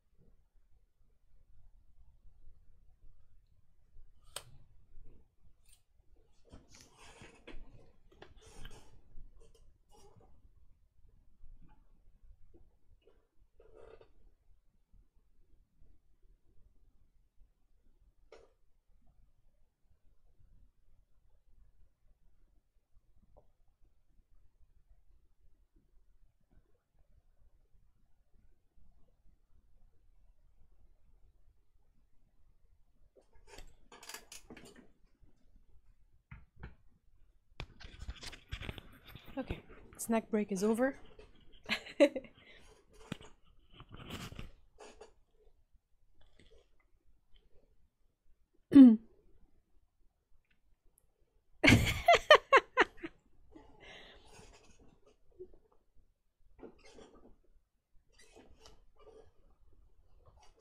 I love it. I love that this one looks like a cat with the zoomies. But what does this look like?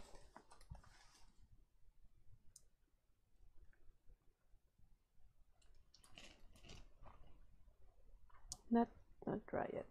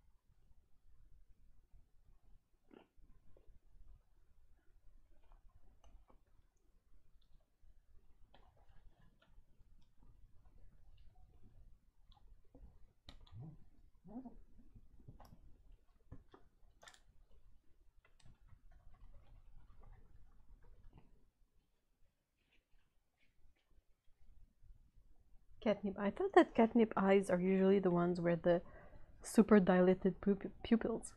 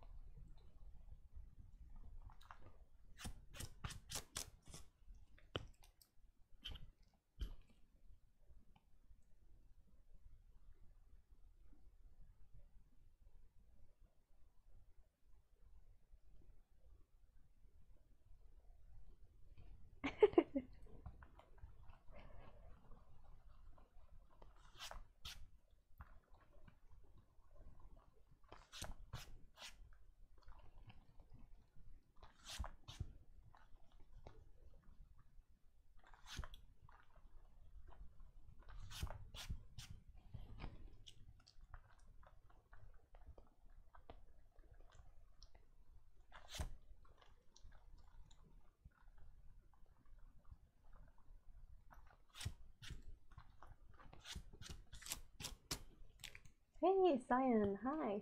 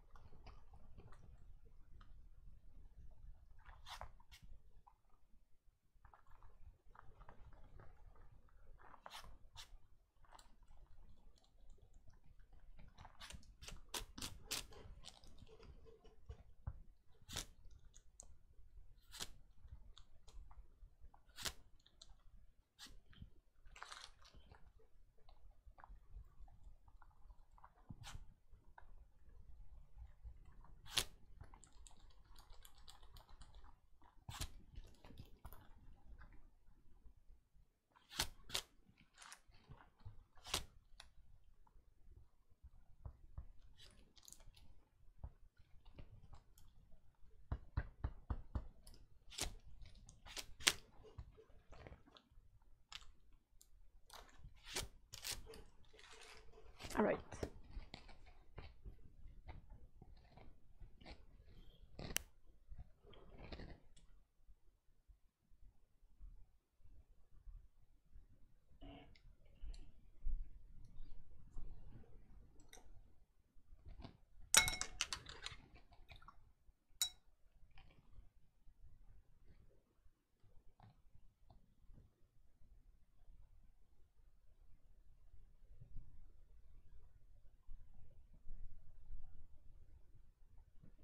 Whoa.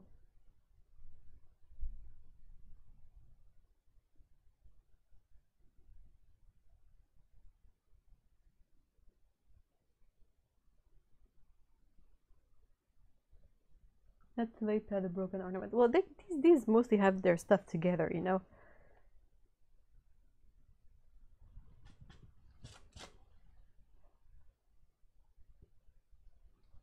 I don't know if they would leave a broken ornament on the ground for long. I think it's a life hazard that the union might not be happy with.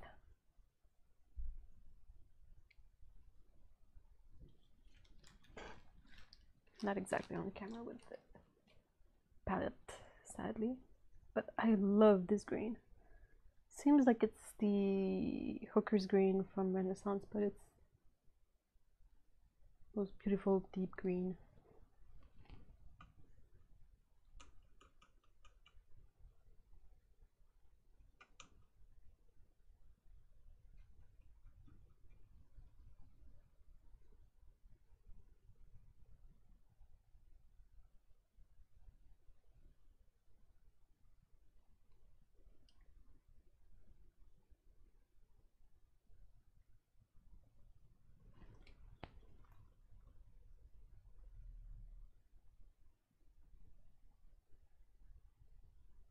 I decided to pick a synthetic brush. This is a Escoda Perla. It's usually white Taclon, but mine has been used a bit, so it's no longer very white.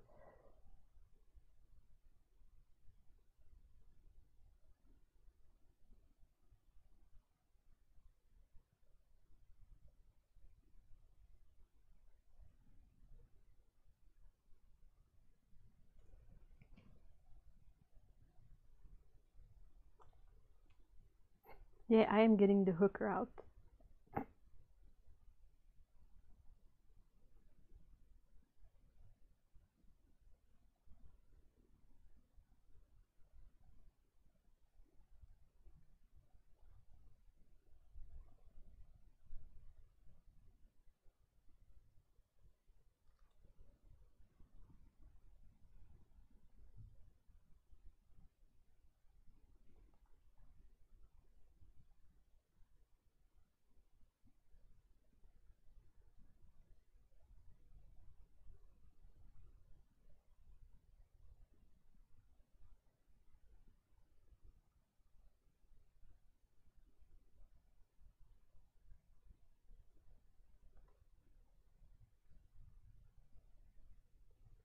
I am loving this color.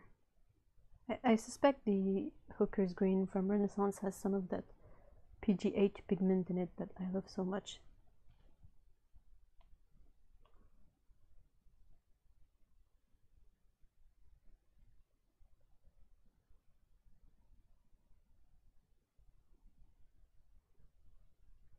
I think the closest thing I've seen as catnip for people is Black Friday sales. That's the only place I've seen similar behavior of like cats zooming about and people with wide eyes and fighting for stuff and running around like crazy people.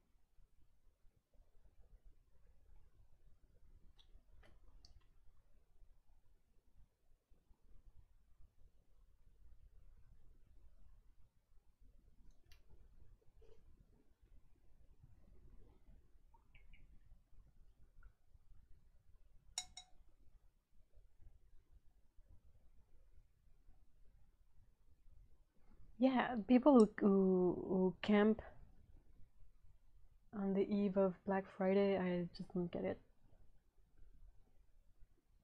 Yes, we have Black Friday here as well. It has, of course, come up from the US all the way to here. It's really weird.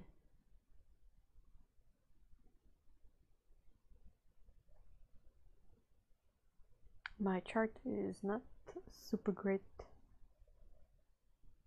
for me to figure out which car is which. That's entirely my fault. Is that really the color? Oh yeah, pick the proper one.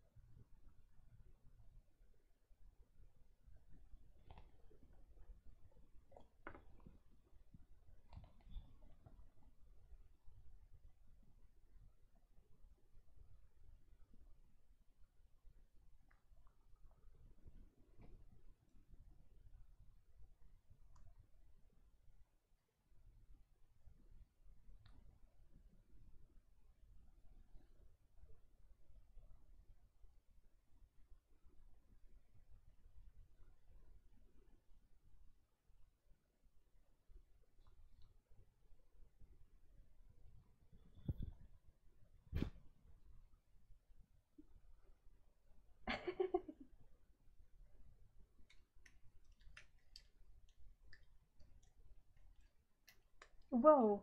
Otto says there's a video on YouTube of how the Finnish people line up nicely and enter the store at normal walking space. What? Wow.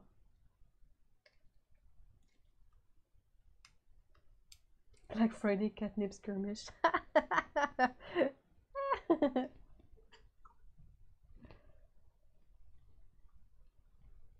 I love it.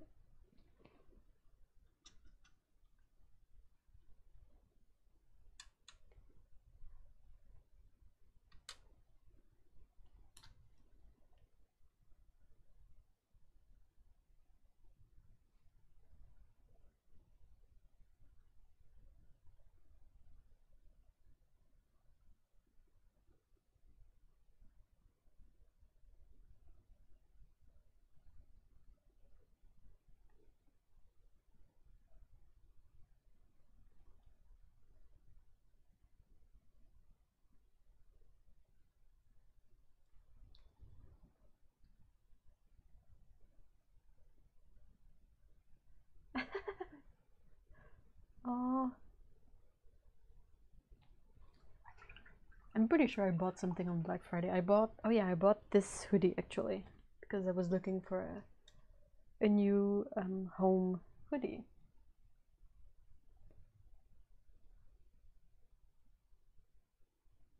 Mine was getting pretty bust up.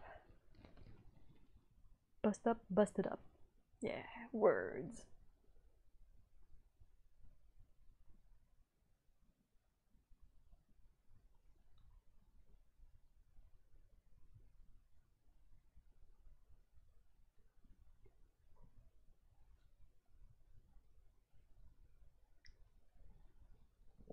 Oh no, Z has left. I cannot ask about the colors of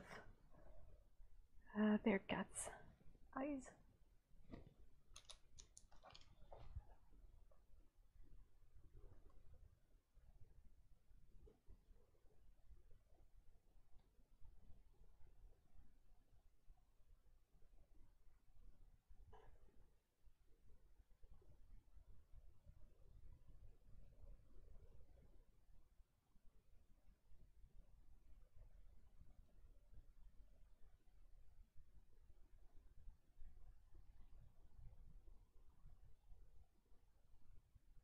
Look at this beautiful baby cat.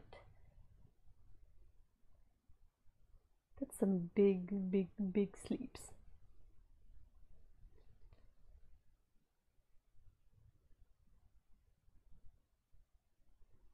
Try to find a picture where I can see the eyes properly.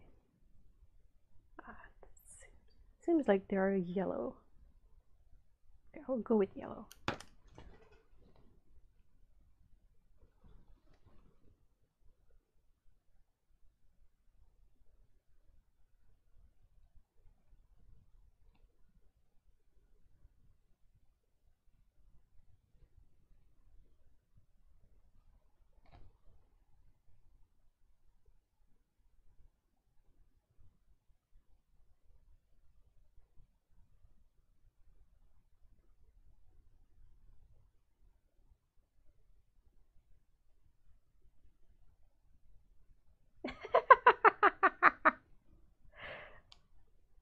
Yeah, although Jazz is a bit gross.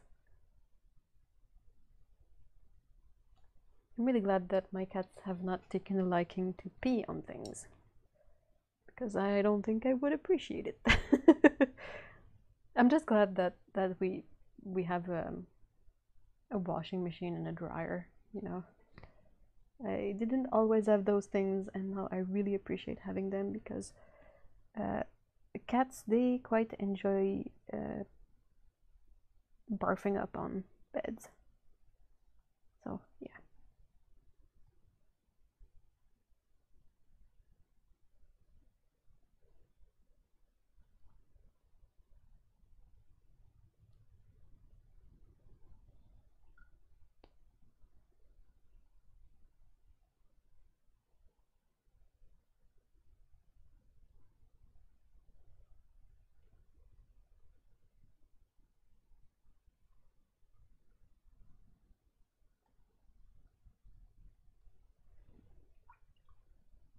Hey, bye Avery.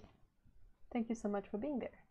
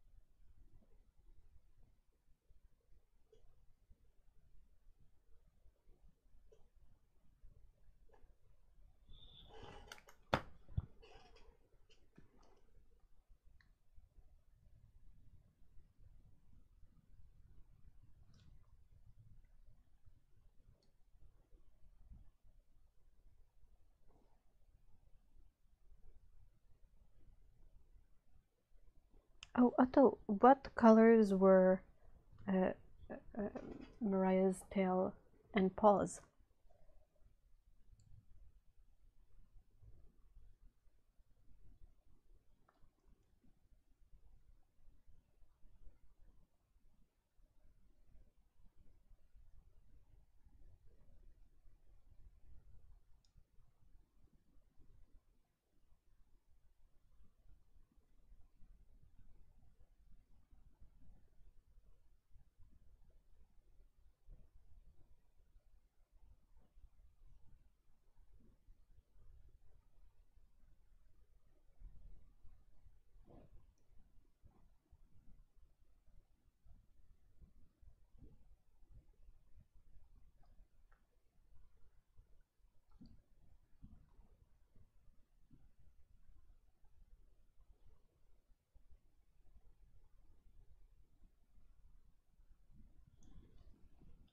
Tail was black and paws were white. Cool. Thank you.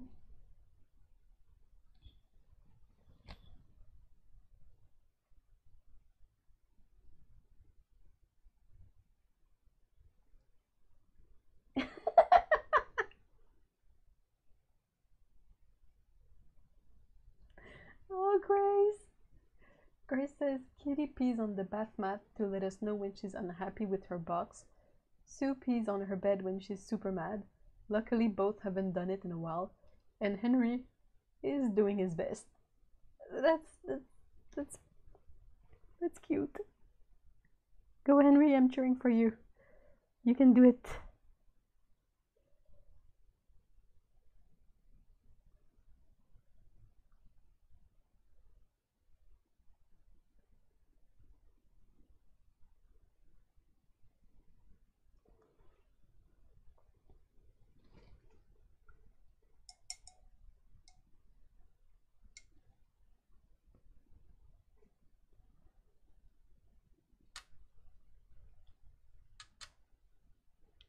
What's everyone's plan for the holidays?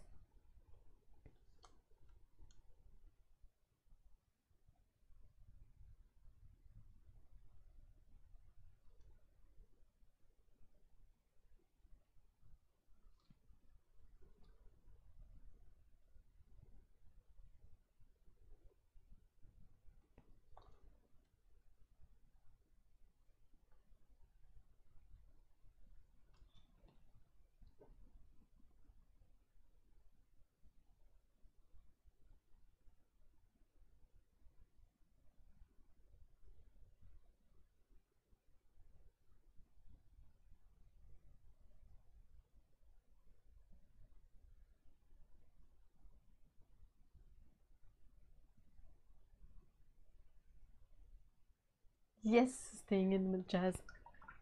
I approve of this plan. Will you be making her like a small Christmas platter of her favorite foods, but as many green and red things as possible? Perhaps in the shape of a tree, of a tree that could be cute. lovely yellow-green eyes.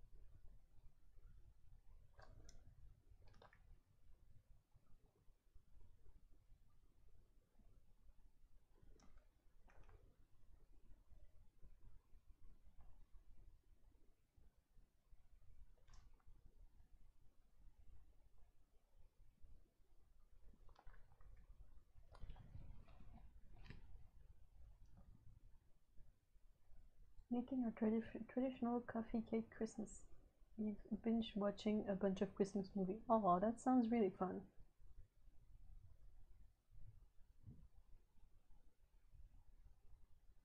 Yes, Jazz will have a very special Christmas dinner. Aw, please take a picture. I think that would be so cute.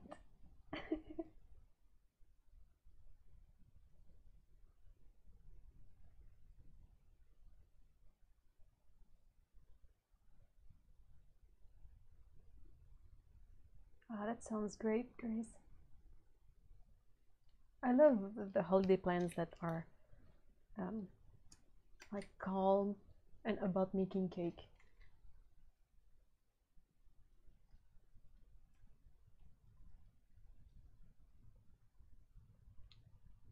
I didn't realize, but that's pretty much spot on, Grace. I didn't realize that I based this cat on Amber, one of the cats in the Eve Draws Pets reference thingy, but I don't know why I didn't realize that that would make it a ginger cat.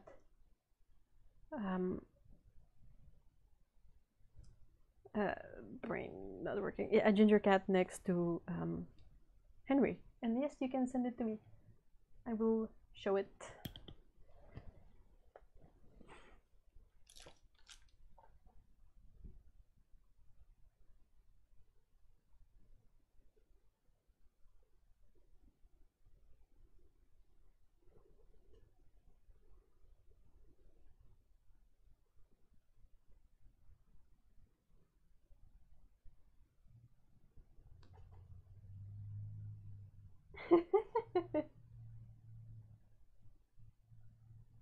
Oh, raclette.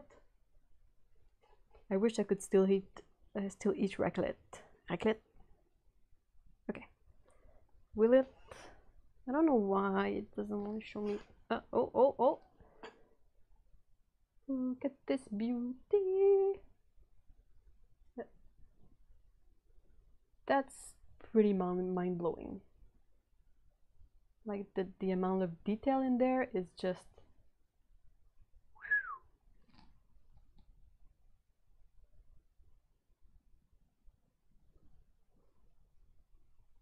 I hope you guys can see it properly.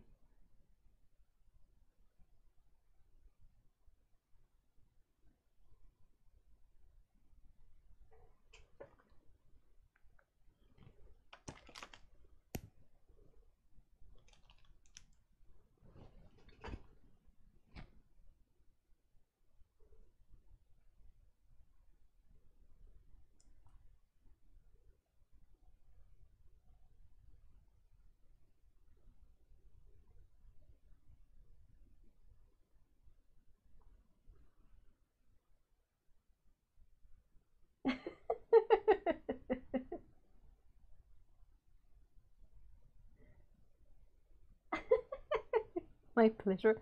I love it. I'm glad you let me show it. It's really beautiful.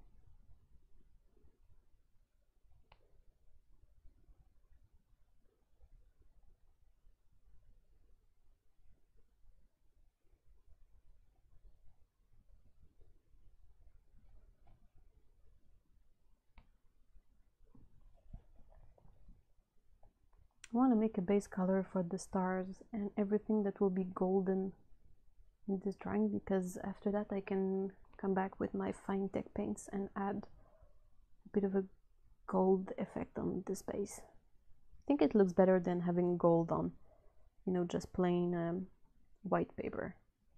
Have a bit of a color underneath.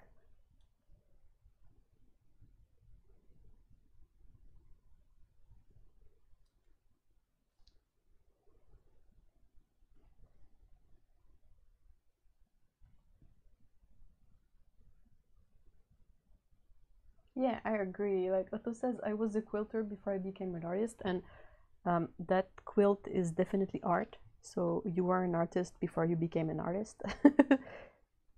Simply put, you were the artist was in you all along.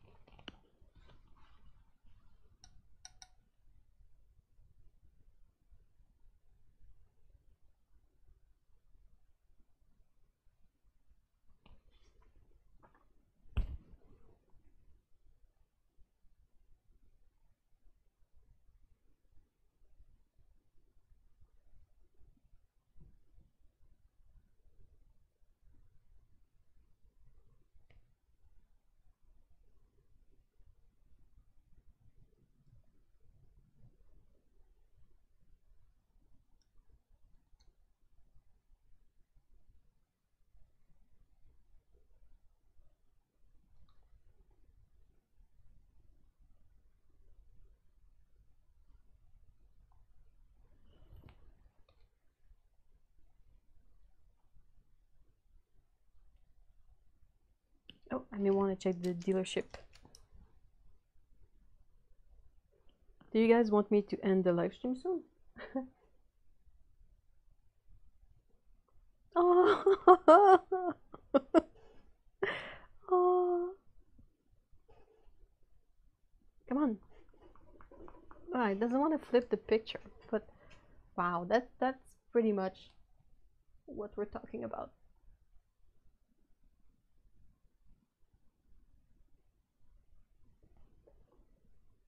It seems pretty unfazed by the getup. Digit. I think it's the first picture of Digit that you've shown me.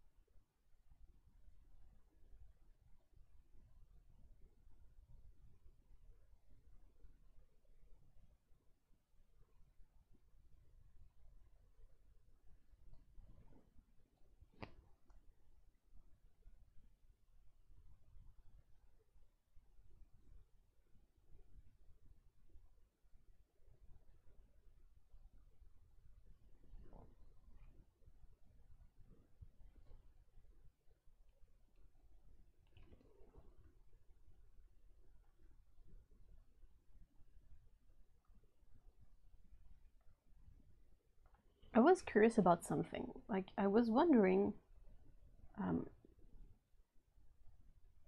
like, what's the kind of things you enjoy watching on YouTube during the holidays?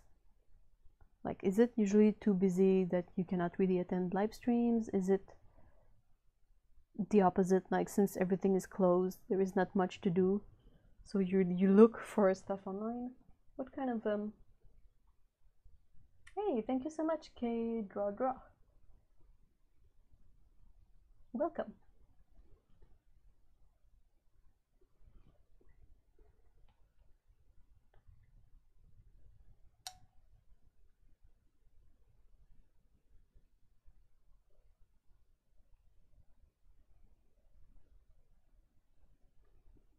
Which is the best fine tech set? Ooh, I plan on reviewing the fine tech shimmer paints in my next shimmer paints video comparison. I think the one they have right now, the Galaxy set, is pretty neat. Sorry, I'm having hiccups. I don't know if you saw it, but the Galaxy set is pretty cool.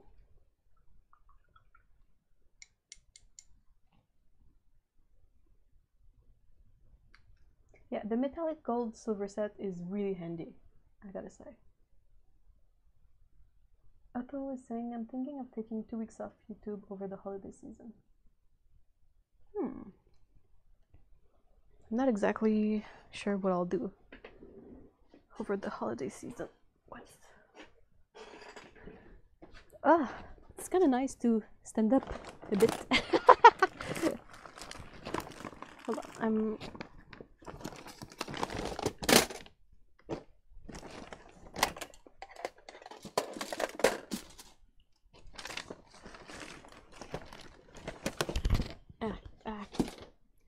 Yay, of course. Fine. Be on the floor then. See, that one is pretty cool. I love the shape of the pans in it. I think it's quite nice. But yeah, there's a silver, there's a light gold color, and the other ones might not be the most useful one, depending on what you want to do. But they are great.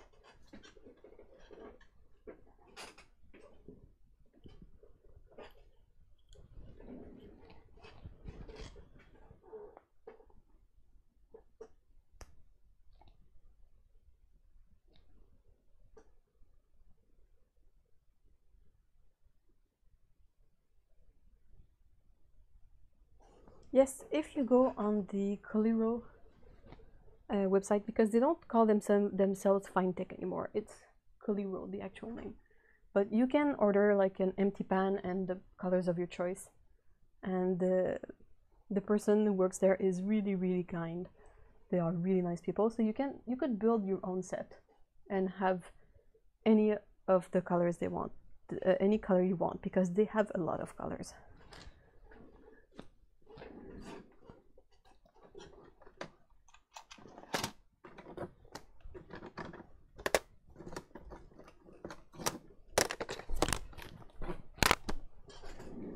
They have some that have kind of a duochrome effect, like there will be one color on white and one color on black. This is the silver gold set. It's really handy.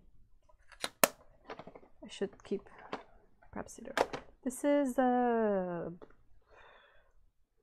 one of the sets. I don't remember the name of this one. I think I bought it and it was called the Moiré set. They have this really cute pan that's called Heart of Gold.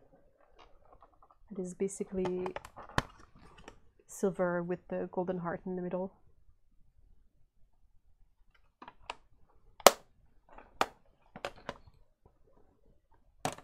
So yeah, I think I got all of their colors, so that's why I wanted to make a swatching video. But they, like, what's your favorite color? You can buy it. You know, they have so many different beautiful shimmer paints available.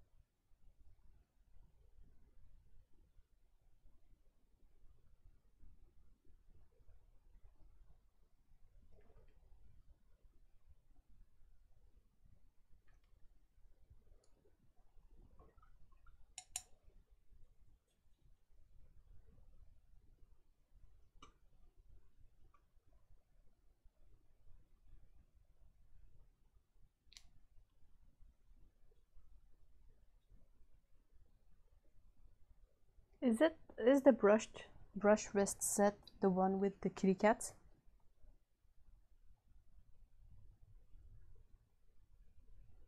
Kitty cat. They are actually chopsticks wrists. There's a bunch of them. They're a bit dusty. I have them in my cat shrine.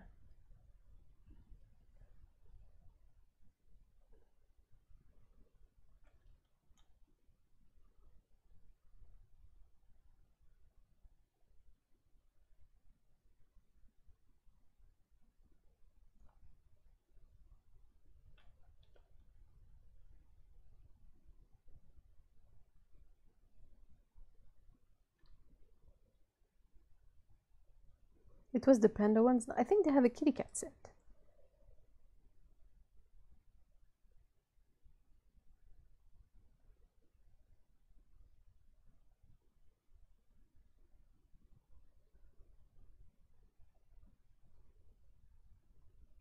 I think I've got mine from AliExpress.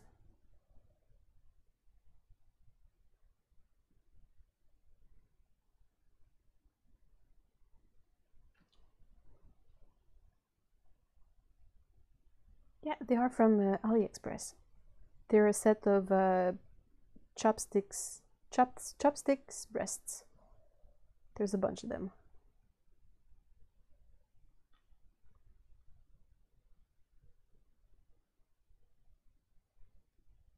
Let me finish painting this part of the tree and I can show them.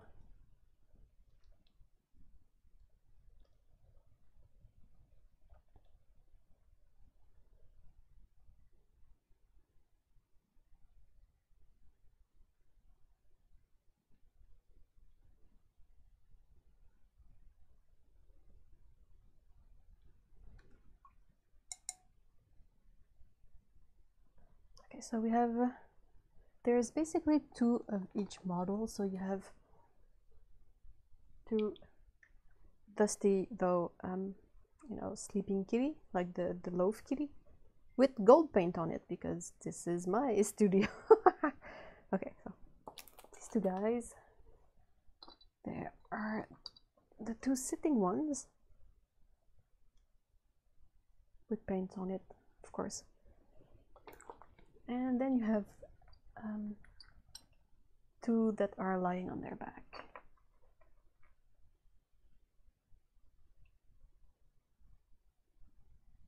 They're pretty cute.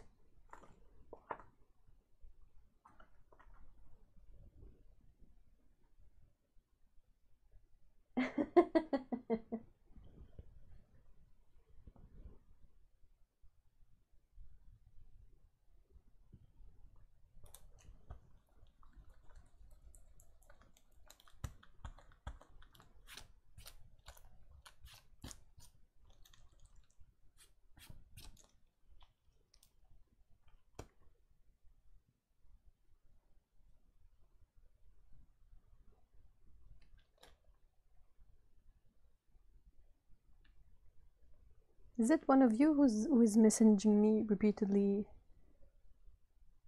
on any kind of messenger, or is it someone else? Because my phone keeps dinging.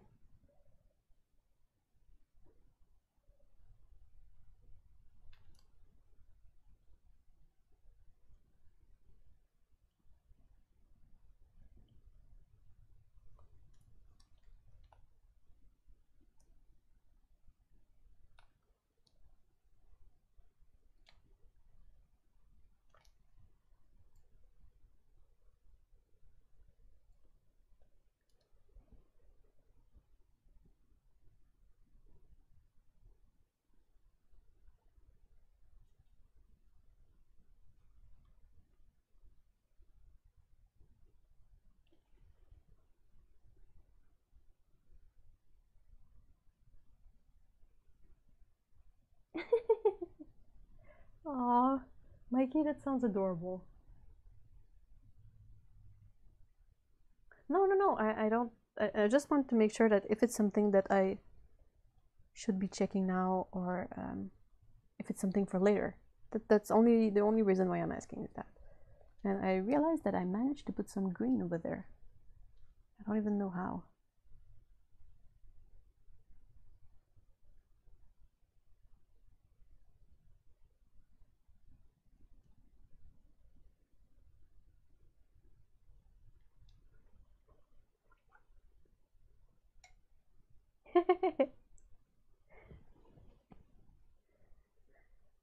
um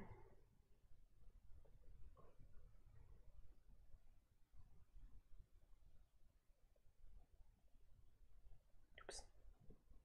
Crap.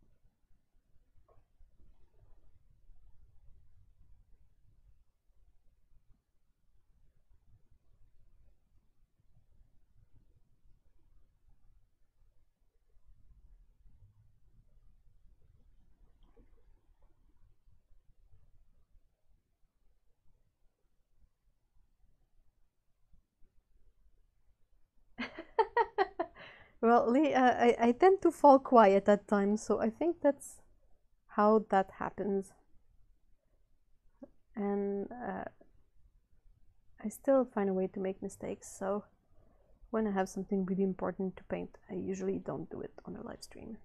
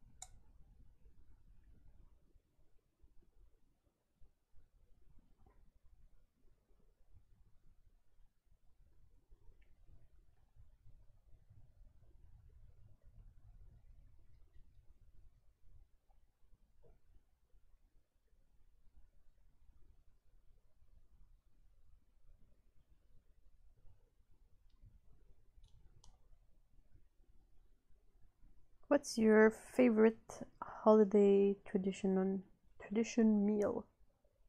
Like the thing you're the most happy to eat during the holiday that you don't really eat the rest of the year?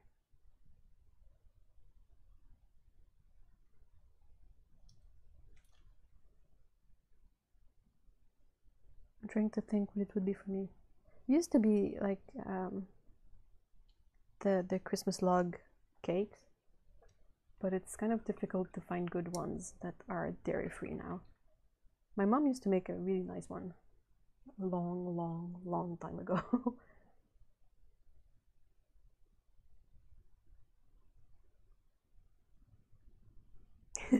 Hotu says pigs in blanket.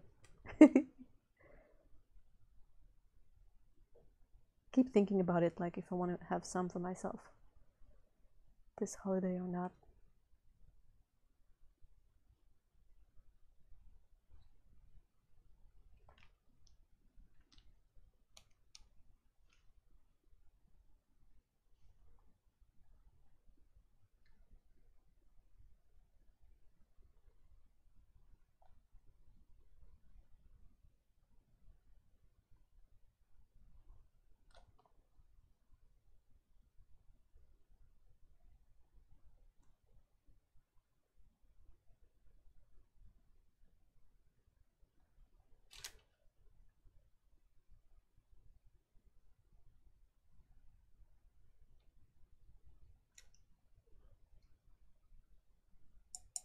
Coffee cake. Chocolate orange as the winter treat. Oh yeah, the one that you smash to break them. I think that even the dark chocolate one had dairy in it. Blah. Bread pudding made with croissant and caramelized apples. Ooh, wow. Wow. I don't think you can go wrong with that. Sounds pretty delicious.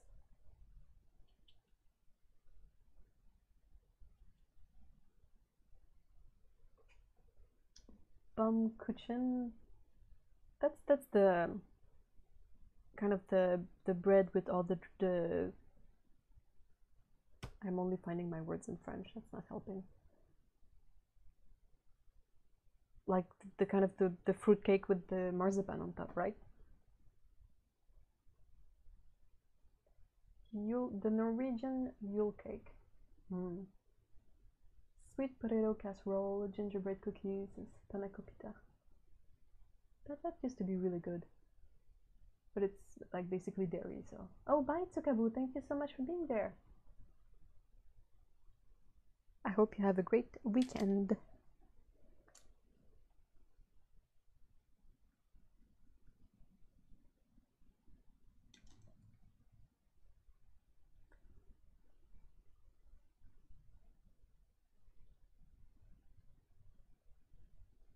It's kind of a bread with raisins and orange peel. We have something that's a bit similar here that's called like fruit cake, but it also has like candied cherries and other fruits like pineapple. Oh, you have a new kitten, Marissa. Picture. Good morning from Australia. Wow. You're in Australia now? Ooh. What time is it for you? Oh, baumkuchen is a layered cake with chocolate on top. Oops. Well, it sounds even better. So, yay. Chocolate is good. I left myself the toughest kitties to paint for the last kitties. Like, tortillas are really hard to paint, honestly.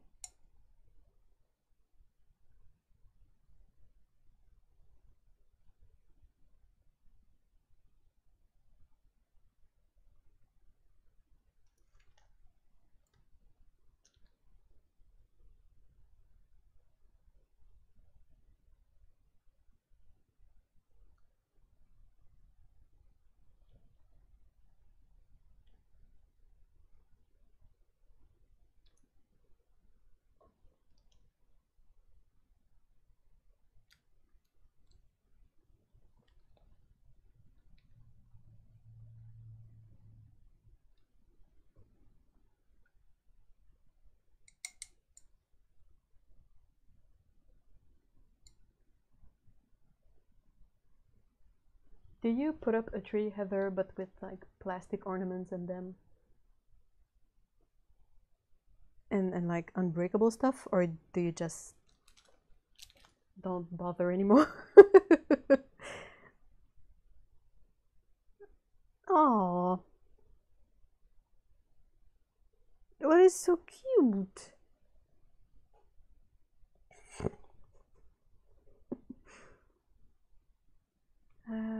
Yeah, I need the reference pictures.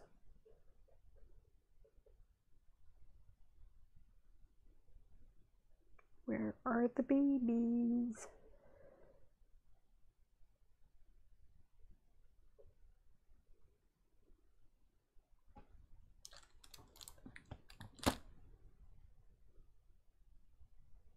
So Bastet is really dark in the face.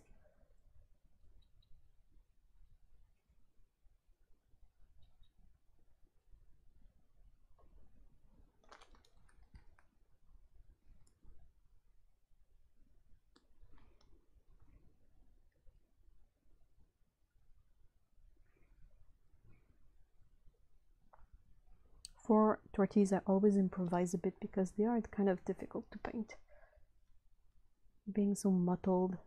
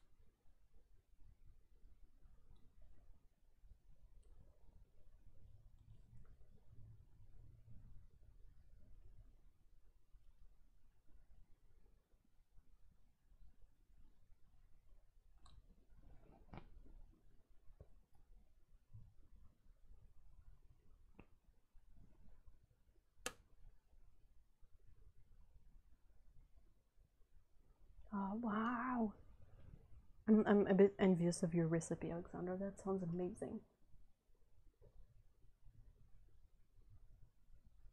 Kitten! We have an area that we can close up at night to keep the kitten from getting into trouble while we sleep. But honestly, it is very hard to get into the Christmas spirit this year. But our kitten is so cute and he's totally worth it. Aww.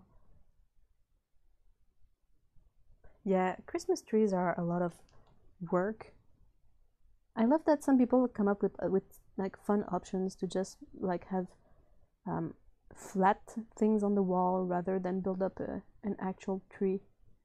Like some people will have just like a, you know, just a garland on the wall as if you would put it on the tree, but and like some ornaments. Some people put up kind of weird holiday trees made out of pieces of wood, and I kind of like this stuff. Like I've seen some people put together trees that are just like something you would tape to the wall, so it can be paper cutouts and just, you know, fun stuff just to have a bit of the holiday cheer, but much easier to maintain and also usually safe for pets. And you can have like you can still put your gifts on the floor, you know. I think that's kind of cool. Whoops. Hold on. Doorbell.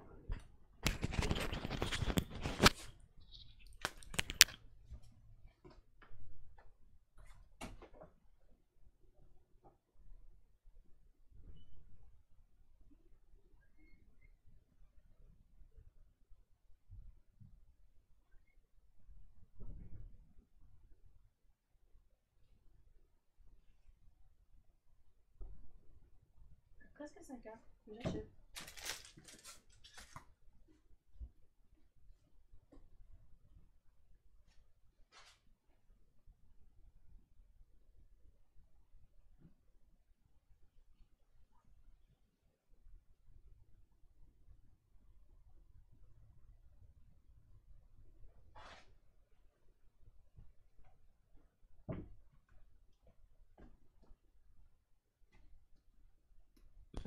Sorry about that.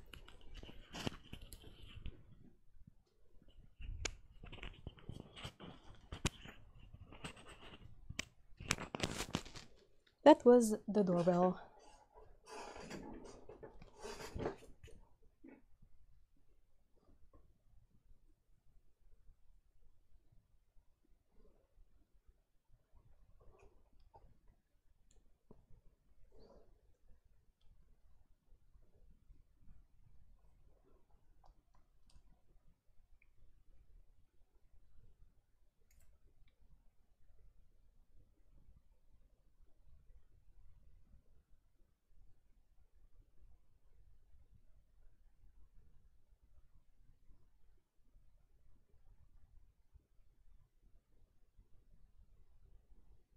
That sounds pretty cool.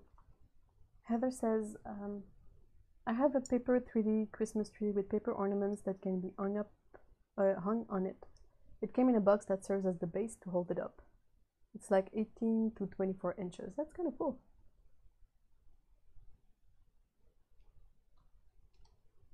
It's also kind of perhaps more tree friendly as opposed to having a real tree. A real tree smells amazing.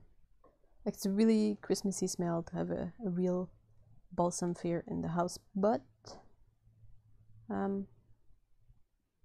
it's also an actual tree that has been cut down and it's gonna end up, you know, on the side of the road on January 2nd, which I don't think is really cool. Oop, I forgot I wasn't done with painting the tortilla. Sorry. Woohoo! I'm getting a bit loopy.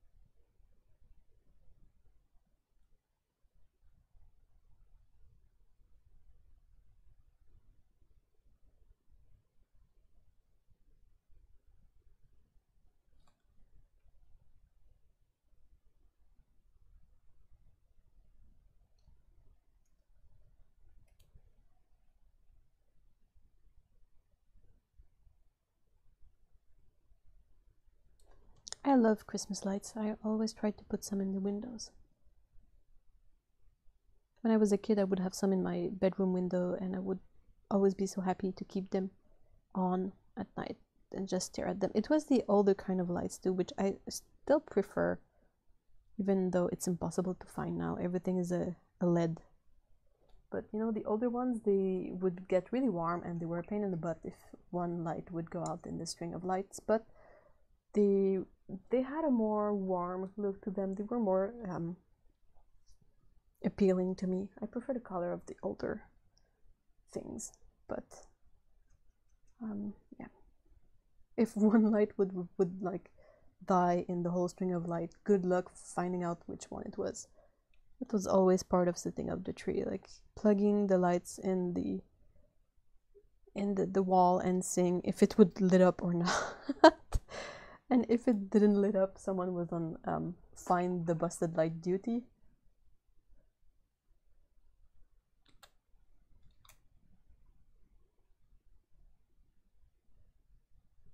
Okay, the other baby has a bit more coloring in her face.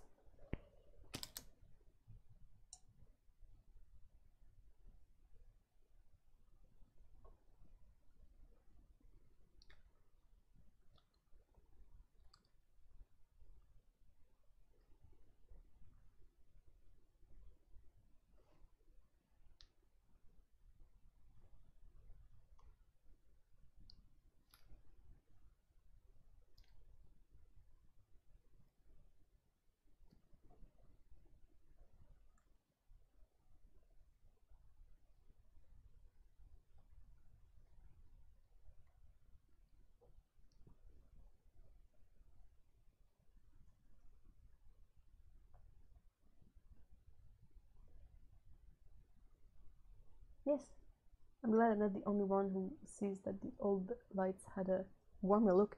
The new ones, I find them really weird. First of all, like if you look at the sets people have outside, it's always these colors. They have red, orange, green, and blue. There's hardly ever a yellow in there, and they don't glow. Like they don't have a light glow. They are lit, but they don't glow. It's kind of weird to say. Like the old sets of light, you could really see them emit light and glow, and maybe because they would also radiate warmth, but there was something really different. And you would always have white, yellow, pink, green mostly in there. If you were lucky, you could find sets that had like blue and like purplish colors in there, and orange, and just like there was orange as well. The white, red, yellow, orange, green. I think that was it. Or perhaps pink, red. I don't really know. But now I see people put out lights outside, and if it's the LED lights, they don't. It's just weird. So weird. And unsettling. I find myself unsettled.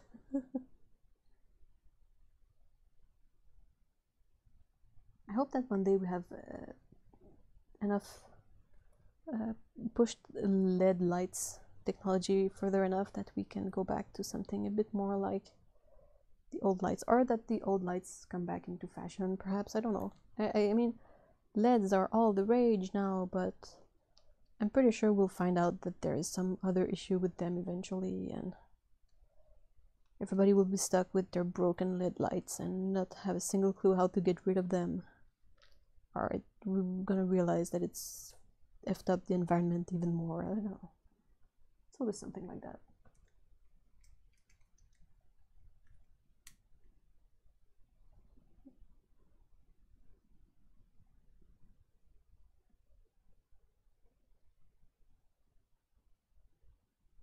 Aw, Otto, that's so cute. And kind of like for the best. It's much healthier. Otto says that her husband has problems with smoke, and Otto is allergic to alcohol. He was a drinker and she was a smoker, so they gave them up for each other. Aww.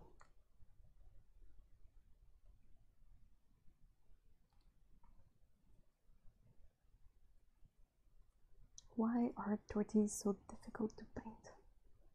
Because I haven't practiced them enough, is the answer.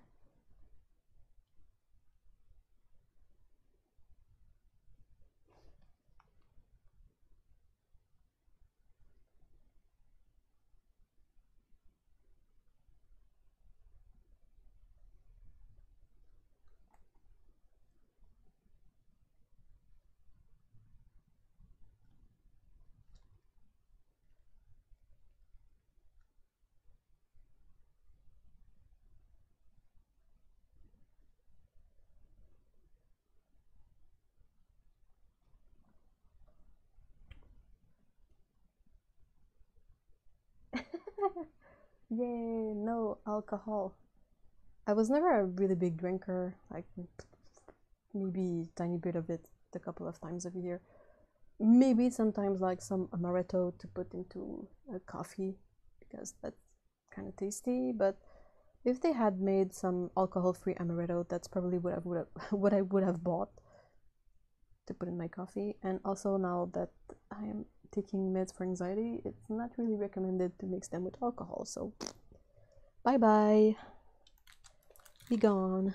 I prefer to be anxiety free or have less anxiety than drink a bit of alcohol. It's not really worth it in my book.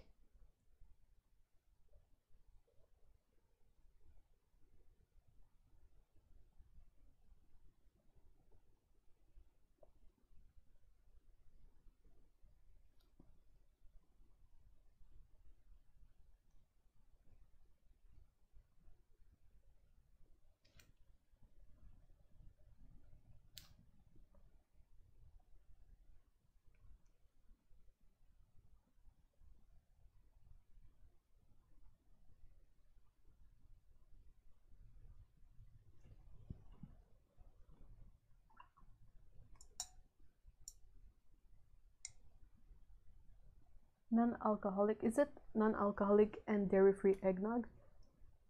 I don't think I get eggnog really. What is it? It's supposed to be like, no, this is cold press by Honeymule. It's the Cezanne paper. It's this one.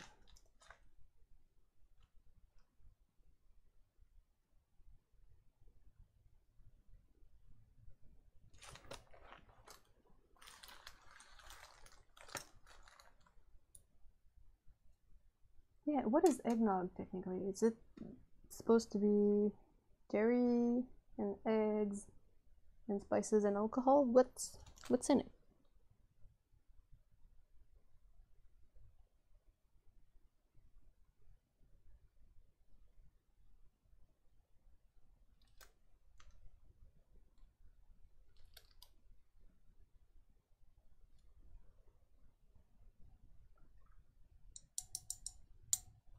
I think it looks smooth because my camera is not super sharp, so everything is a bit hazy.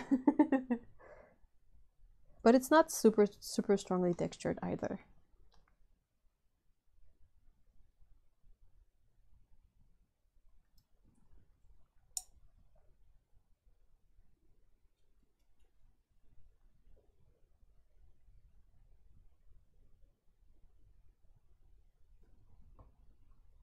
I love these paints. And look at this palette. This palette is pretty neat. Like the mixing area, it doesn't bead at all. Or it beads a bit perhaps on the edges there, but like I haven't used this all that much and it's already pretty smooth, so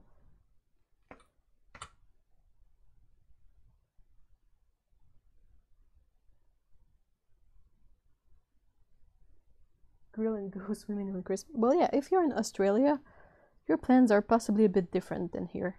Here, I think most people would be happy to stay inside. I don't know if it's a common thing, but I know that in Quebec, we have the carnival, Quebec Carnival. And hey, April, you're still here. Yeah, I love them a lot. I need to go check out your stock at some point to see which colors I'm missing. Though, I mean, I said I don't want any more pans. This obsessive nature of pans, but I was thinking that I need to see if I can get like kind of a warm quinacridone gold-esque-ish color. So I will possibly... I'm waiting to order stuff because the post-strike is mainly resolved, but at the same time not quite. So I don't want to order stuff and add to their backlog that is already pretty huge. But I am excited to check it out, and I'm also excited to do the paint tubes review. Do you guys want to see a sneak peek? I can show you something. This is mostly done. I will wait until it's dry, and then I will add lines at a few places where I forgot to ink it, and I will add some gold on the stars and possibly bits of the sleigh. But it's mostly done. I don't feel like I want to add anything more to it. And I'm a bit unsure about adding like a gradient for the back because I feel like it could mess it up. But yeah, sneak peek. Let's sneak peek a bit. I just gotta remember where I put it. Close my phone. What is this? What is this big ass palette that doesn't even fit on the camera? Yeah, it doesn't fit. It's too big.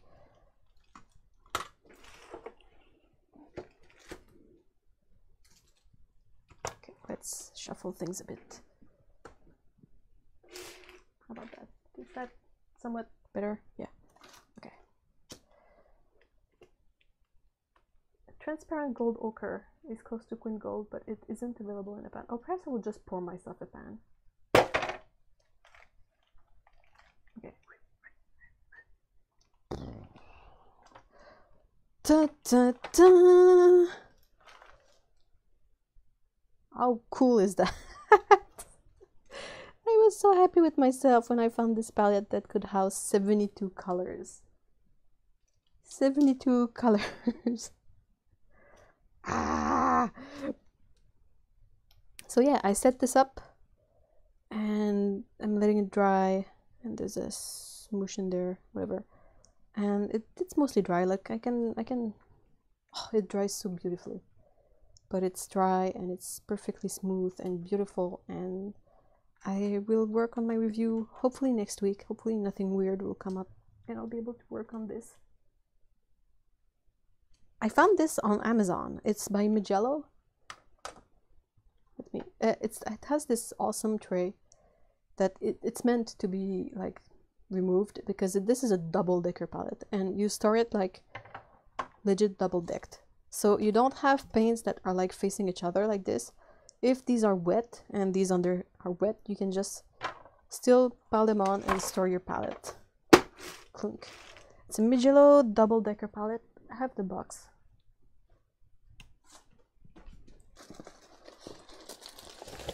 It's a bit expensive,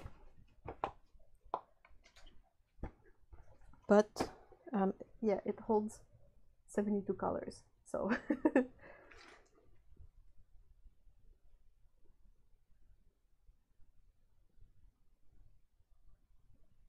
yes, it is Bastet and Cleo, yes, the cats. I tried to reference them from the picture I had of them, but the tortillas are really hard to paint. So yeah, it's a pretty cool double-decker palette. I have yet to use it and break it in, but I was finally able to pour the paints in it and let them dry. And I kind of like... I was looking for an option that would have me not use half pans. Because I want to, like I said, I don't want to add up to my half pan collection. If I can remember that there's two difficulties here. There's me remembering that I don't want any more pans, and yeah, not seeing like, since Schminke always has awesome special sets with pans, so I'm always like ah. But yeah, I labeled them with the number on the tubes because I didn't want to write. There's not super a lot of space here to write stuff, but yeah, that's the sneak peek. Something I'm working on. I still have to use the palette and hopefully it won't be too much on the plastic, but it's pretty cool. And it's not that big. I mean, it's a big palette, but it's not like... Overall, it has 72 colors in this, so... Hey, thanks for the link, Otto.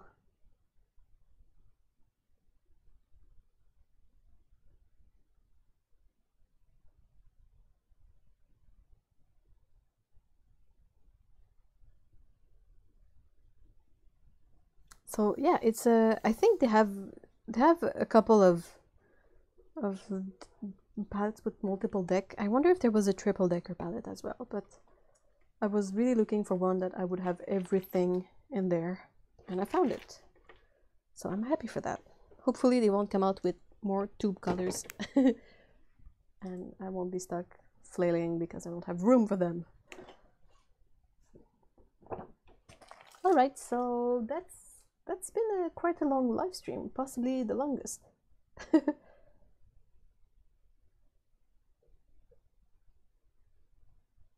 It's not that big. I have equally big palettes that don't have as much space in them. So it's a huge palette. Yeah, I won't say it's a small one, but in terms of paints per size of palette, I think it's my most efficient one. My palette for M. Graham paints is also really big, but I feel it's more cumbersome.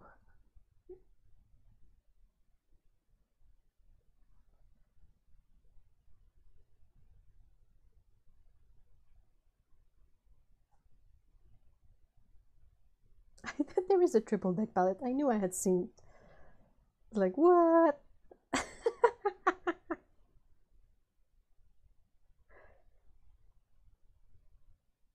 Yeah, I know it's a huge palette. I completely agree, but oh,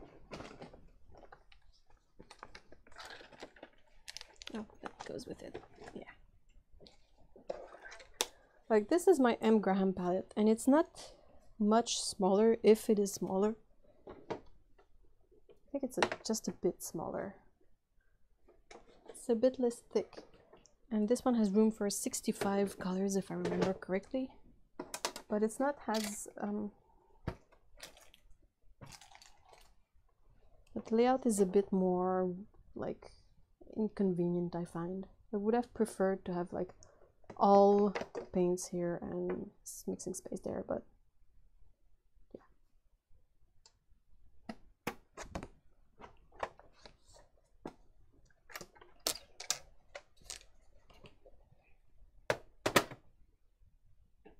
Alright, so thank you very much everyone for being there for the live stream. It's been really awesome of you all to stay for so long. And yeah, we will see each other for another Caturday live stream next Saturday, something else in the spirit of the holidays. And a great big thank you to the moderators today, and Otto and Grace and April and Val. They all have great YouTube channel that I encourage you to go watch, except for Grace. But yeah, aside from that, I don't think I forgot to show some mail. I don't think I got any mail since last week because of the strike, you know, doesn't help. But there's a PO box address if you want to send in holiday postcards, perhaps. If you find ugly holiday postcards, that could be pretty cool.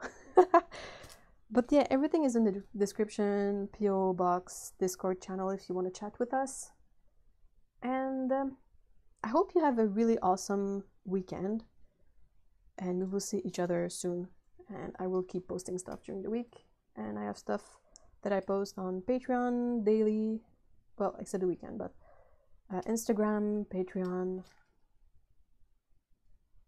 And yeah, I will be posting scans of this or pictures of it to Instagram or Patreon or both.